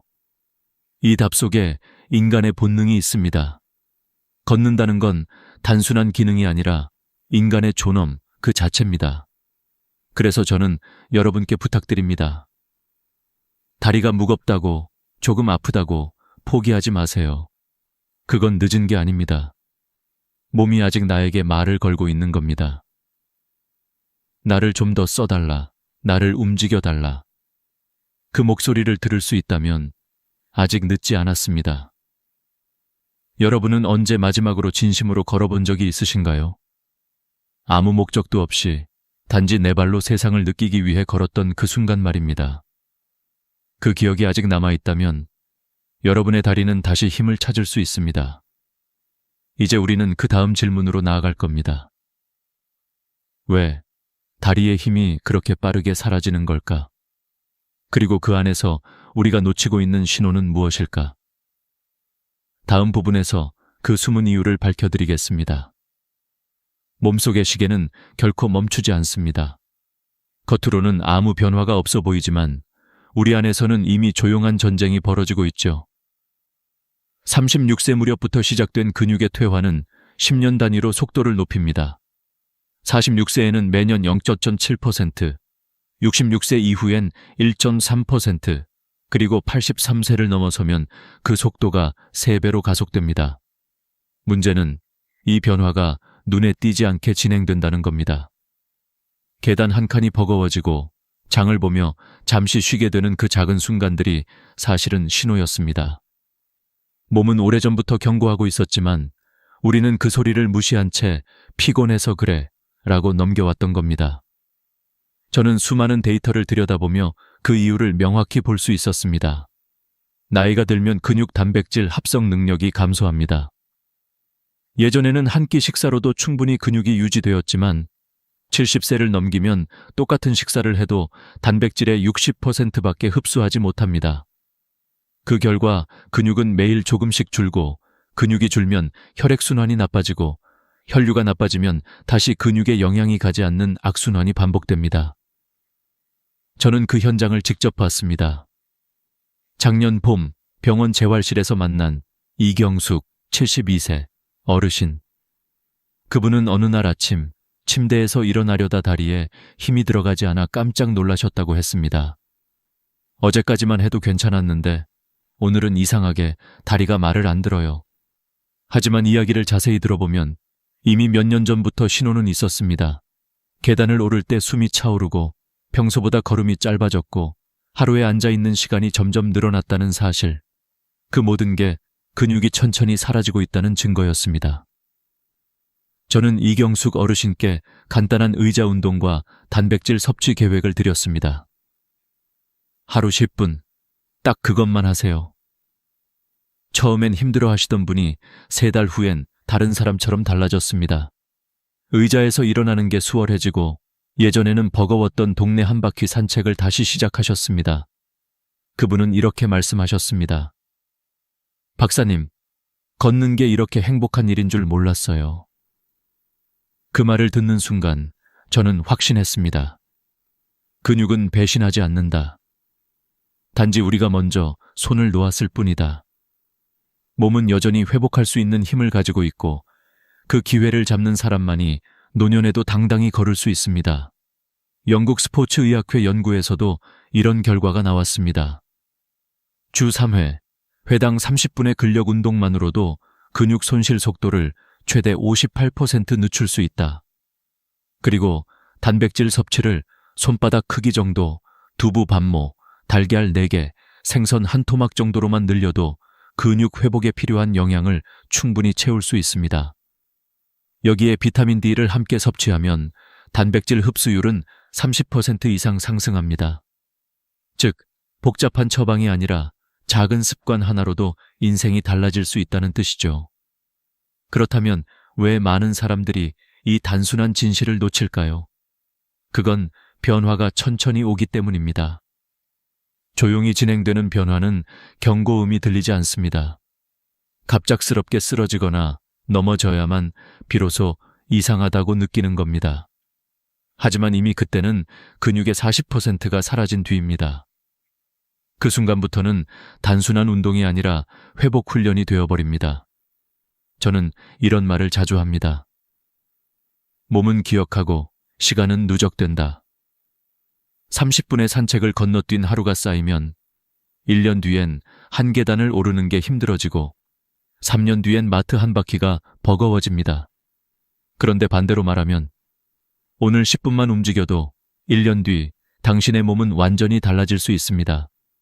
시간은 잔인하지만 동시에 공평합니다. 준비한 사람만이 그 시간을 이깁니다. 저는 한 할머니의 말을 잊지 못합니다. 내 몸은 이제 낡은 기계 같아요. 그때 저는 웃으며 대답했습니다. 그 기계는 고칠 수 있습니다. 단, 멈추지만 않으시면 됩니다. 그렇습니다. 우리의 몸은 오래된 시계와 같습니다. 멈춰 있으면 녹이 슬지만 매일 조금씩 돌리면 여전히 정확히 움직입니다. 지금 이 순간에도 당신의 다리는 여전히 반응할 준비가 되어 있습니다. 그저 기다리고 있을 뿐입니다. 움직이겠다는 결심, 단 그 한 걸음만 내딛는다면 말이죠. 이제 다음 단계로 가보겠습니다. 왜 어떤 사람은 근육이 빠르게 줄어들고 또 어떤 사람은 90세가 넘어도 여전히 곧은 걸음을 유지할 수 있을까요? 그 차이를 만드는 것은 단 하나, 몸속에서 보내는 경고를 얼마나 일찍 알아차리느냐입니다.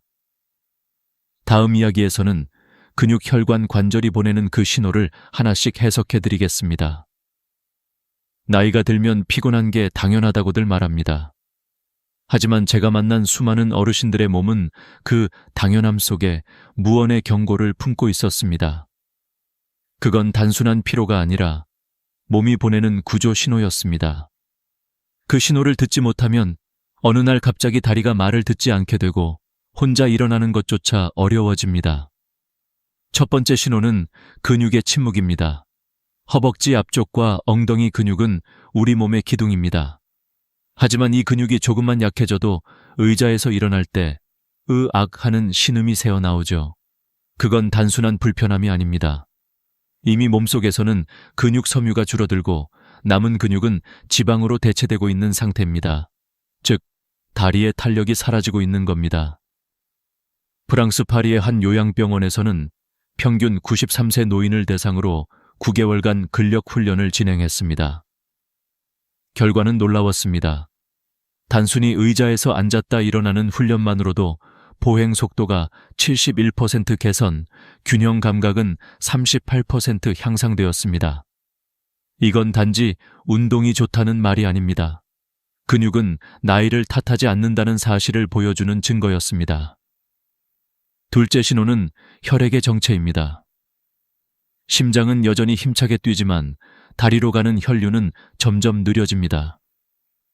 혈관의 탄성이 떨어지고 혈류가 원활하지 않으면 산소와 영양이 근육으로 전달되지 못해 다리는 점점 무거워집니다. 서울대병원 노인내과 연구에서는 83세 이상 노인의 26%가 하지동맥 협착증을 앓고 있다는 결과가 나왔습니다. 이 질환은 걷다 보면 종아리가 타는 듯 아프다가 잠시 쉬면 통증이 사라지는 특징이 있습니다. 많은 어르신들이 내 다리가 쇠부티 같다고 표현하는 이유가 바로 여기에 있습니다. 저는 한 할아버지를 기억합니다. 그분은 약국까지 걸어가는데 15분이 걸렸지만 5번은 멈춰서야 했습니다. 종아리가 불에 댄 듯이 아파서였죠. 하지만 의자에 앉아 3분만 쉬면 통증이 사라졌습니다. 이상하죠. 검사해보니 하지동맥이 좁아져 혈액이 통과하지 못하고 있었던 겁니다. 약물 치료와 가벼운 걷기, 조격, 쯔유유를 병행한 결과 3개월 뒤 그분은 약국까지 한 번도 멈추지 않고 걸을 수 있었습니다. 그는 웃으며 이렇게 말했습니다. 이젠 다리가 아니라 날개가 생긴 것 같아요. 셋째 신호는 관절의 균열입니다. 무릎이 뚝뚝 소리를 내며 굳어가기 시작하는 건 관절의 마모가 시작되었다는 뜻입니다. 국립보건연구원에 따르면 68세 이상 노인의 46%가 무릎 관절염을 겪고 있습니다. 특히 여성은 남성보다 2배 더 많죠. 무릎이 붓거나 열이 나는 건 연골이 닳아 뼈가 직접 맞닿고 있다는 신호입니다.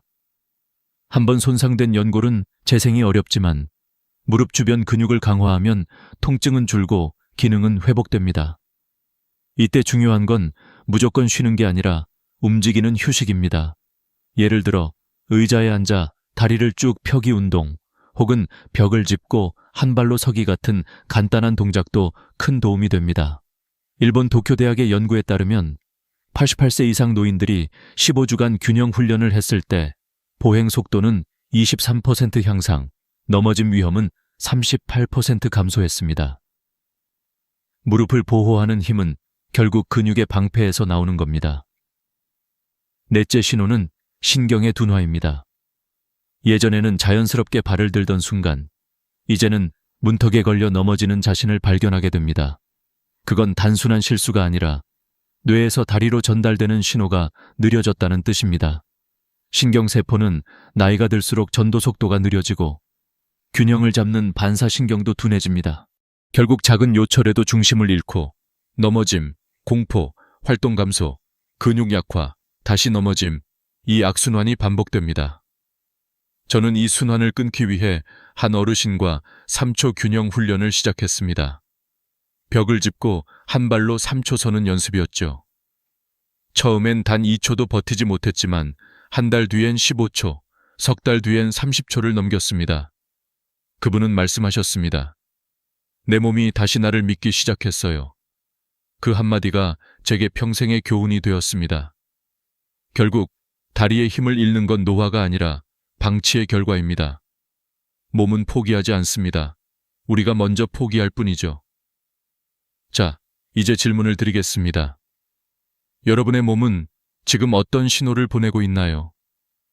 계단을 오를 때 혹은 일어설 때 느껴지는 그 미묘한 무게감이 사실은 몸이 건네는 경고일 수도 있습니다. 다음 이야기에서는 이 4가지 신호를 되돌리는 구체적인 방법, 즉 다리를 다시 젊게 만드는 생활 습관 5가지를 하나씩 알려드리겠습니다. 의학적 근거와 함께 실제로 효과가 입증된 실천법들입니다. 지금부터의 15분이 여러분의 15년을 바꿀 수도 있습니다. 이제 우리는 몸이 보내는 신호를 알았습니다. 하지만 알고만 있으면 아무 소용이 없습니다. 몸은 행동에 반응할 때만 변합니다.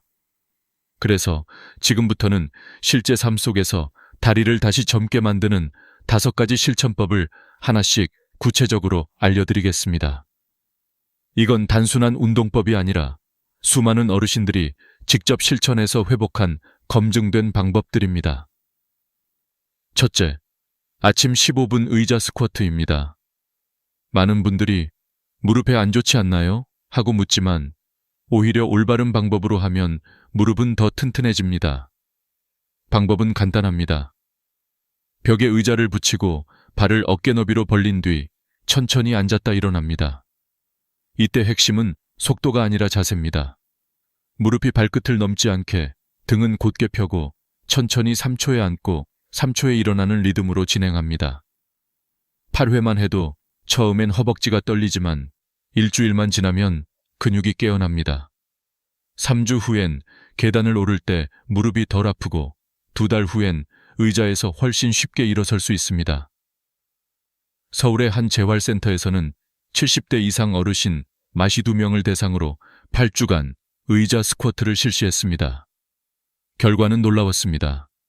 참여자의 83%가 일어서기 속도가 평균 38% 빨라졌고 낙상 두려움은 절반 이하로 줄었습니다. 이 단순한 동작 하나가 삶을 바꾼 겁니다. 매일 아침 15분, 그 시간이 당신의 내일을 지탱합니다. 둘째, 6초 걸음 연습입니다. 빠르게 걷는 게 건강에 좋다는 건 젊은 사람에게 해당하는 이야기입니다. 노년기에 걷기는 속도보다 안정감이 중요합니다. 발을 내디딜 때 속으로 하나, 둘, 셋, 넷, 다섯, 여섯을 세며 천천히 걷는 겁니다. 이 단순한 훈련이 놀라운 변화를 가져옵니다. 호주의 시드니 대학 연구에서 86세 이상 노인들이 11주간 6초 걸음을 연습한 결과 보행 안정성은 35% 향상되고 넘어짐 사고가 49% 감소했습니다. 이 방법은 신경 반응 속도를 회복시키고 작은 문턱이나 돌부리에 걸려 넘어지는 위험을 현저히 줄여줍니다.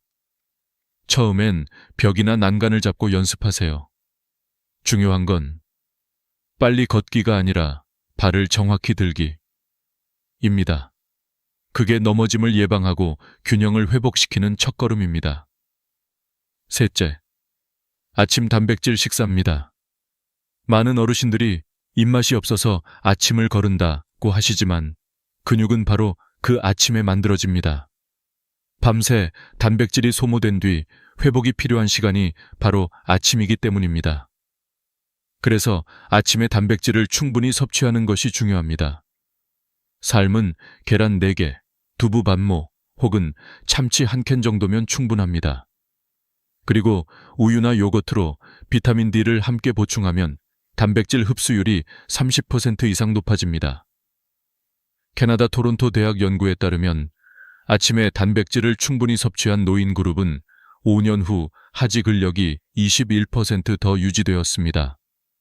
반대로 저단백 식습관을 유지한 그룹은 같은 기간 동안 근력 손실이 2배로 빨랐습니다. 특히 65세 이상에서는 체중 1kg당 1.2개 단백질이 필요합니다. 즉, 60kg 어르신이라면 하루 약 72g 정도. 이 중 30%는 반드시 아침에 섭취해야 합니다. 근육은 아침의 식사로 하루를 버팁니다. 넷째, 저녁 조격 습관입니다.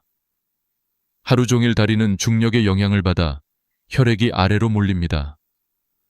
이때 40도의 따뜻한 물에 25분간 발을 담그는 조격은 혈관을 확장시켜 혈류를 원활하게 합니다. 여기에 굵은 소금 한 숟가락을 넣으면 염분의 삼투작용으로 부종이 완화되고 다리의 피로가 훨씬 줄어듭니다.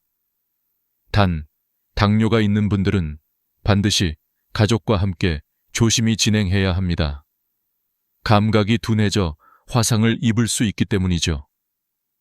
저는 어머니와 함께 매일 밤 조격을 했습니다. 처음엔 단순히 피로를 푸는 시간이라 생각했지만 한 달 뒤 어머니는 이렇게 말씀하셨습니다. 다리가 따뜻해지니까 마음도 따뜻해진다. 그 말이 너무 인상 깊었습니다.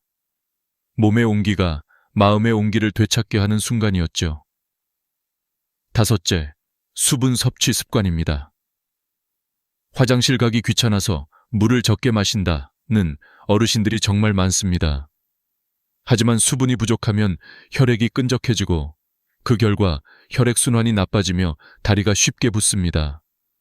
하루 최소 1.5리터의 수분이 필요합니다. 한 번에 많이 마시기보다 1시간마다 3, 4모금씩 자주 마시는 것이 좋습니다. 아침에 일어나자마자 미지근한 물 한 컵을 마시면 밤새 정체된 혈액이 다시 순환을 시작합니다. 중요한 점은 커피나 녹차 같은 카페인 음료는 수분으로 계산되지 않는다는 것입니다. 그건 오히려 탈수를 유발하죠. 따뜻한 물, 보리차 혹은 미지근한 생수가 가장 이상적입니다. 이 5가지 습관은 단순해 보이지만 실제 임상 결과 수백 명의 노인 환자들의 다리 건강을 바꾼 방법입니다. 의자 스쿼트 15회, 6초 걸음, 단백질 아침, 따뜻한 조격, 꾸준한 수분. 이 5가지만 지켜도 83세 이후 낙상 위험은 62% 감소, 근력 저하는 40% 늦춰진다는 통계가 있습니다. 여러분은 오늘 이 5가지 중 몇 가지를 실천하고 계신가요? 만약 단 한 가지라도 실천하고 있다면 당신은 이미 젊은 다리로 가는 길 위에 서 있습니다. 이제 마지막 이야기에서는 이 습관들이 실제로 인생을 어떻게 바꾸는지를 보여드리겠습니다. 그리고 우리가 잊고 있던 걷는 힘의 의미, 그 철학적이면서도 인간적인 진실에 대해 함께 생각해 보겠습니다. 이제 우리는 알고 있습니다. 다리를 지키는 일은 단순히 몸을 관리하는 것이 아니라 삶의 자유와 존엄을 지키는 일이라는 것을요. 하지만 아직 끝나지 않았습니다. 지금부터 이야기할 내용은 단순한 건강법이 아니라 그동안 수천 명의 어르신들이 직접 증명한 걸을 수 있다는 것의 기적에 관한 이야기입니다. 스웨덴의 한 장수 연구가 있습니다. 83세 이상 노인을 10년간 추적 조사한 결과 보행 능력을 유지한 노인은 그렇지 못한 노인보다 평균 9년을 더 살았다고 합니다. 놀랍죠? 걷는 힘 하나가 수명을 9년 늘렸다는 겁니다. 하지만 그보다 더 중요한 건 삶의 질이었습니다. 스스로 마트를 가고 버스를 타고 친구를 만나러 나갈 수 있는 사람들은 그렇지 않은 사람들보다 우울증 위험이 70% 낮고 기억력 유지율이 2배 높았다는 결과가 나왔습니다. 걷는 힘은 단순한 생존의 문제가 아닙니다. 그건 살아가는 방식 그 자체입니다. 네 발로 시장을 걸어가고 손주의 손을 잡고 공원을 거니는 일. 그 평범한 장면들이야말로 인간다운 삶의 상징입니다. 저는 어머니를 통해 이 사실을 절실히 깨달았습니다. 86세가 되던 해 어머니는 계단을 오르기 두려워하셨습니다. 무릎이 자꾸 덜덜 떨려서 혹시 또 넘어질까봐. 그날 저는 어머니의 손을 잡고 조용히 말했습니다. 엄마, 우리 천천히라도 다시 시작해요. 그날 이후 매일 아침 의자 스쿼트 10회, 6초 걸음 5분, 그리고 저녁엔 따뜻한 조격을 함께 했습니다. 처음엔 힘들어 하시던 어머니가 3달이 지나자 다시 혼자 시장을 다녀오셨습니다. 그날의 미소, 저는 아직도 잊지 못합니다. 그건 단순히 걷는 모습이 아니라 자신을 되찾은 얼굴이었습니다. 나이는 숫자일 뿐입니다. 몸은 우리가 어떻게 관리하느냐에 따라 다시 살아납니다. 잘못된 상식은 말합니다. 나이 들면 다리가 약해지는 건 어쩔 수 없다. 하지만 진실은 다릅니다. 관리하면 늦출 수 있고 실천하면 회복할 수 있습니다. 근육은 다시 길러지고 혈액은 다시 흐르며 관절은 다시 반응합니다. 83세 이후에도 관리하지 않으면 보행장애는 급격히 늘어나고 낙상 위험은 3배로 증가하며 자립성은 눈에 띄게 떨어집니다. 하지만 반대로 꾸준히 관리한 분들은 92세가 넘어도 스스로 일어나고 걷는 힘을 유지합니다. 차이는 단 하나. 오늘 시작했느냐, 미뤘느냐. 여러분, 걷는다는 건 단순한 이동이 아닙니다. 그건 인간의 존엄입니다. 내가 원하는 곳을 내 발로 향할 수 있다는 것. 그건 곧 내가 내 인생을 주도하고 있다는 증거입니다. 그래서 지금 이 영상을 보시는 여러분께 꼭 말씀드리고 싶습니다. 오늘 당장 단 한 가지라도 시작하십시오. 의자 스쿼트 15회, 6초 걸음 연습, 아침 단백질 식사, 저녁 조격, 충분한 수분 섭취. 이 5가지 중 단 하나만이라도 좋습니다. 그 작은 행동이 내일의 자유를 만듭니다. 그리고 잊지 마세요. 몸은 결코 당신을 배신하지 않습니다. 다만 당신이 너무 오래 기다리게 했을 뿐입니다. 오늘 그 기다림을 끝내세요.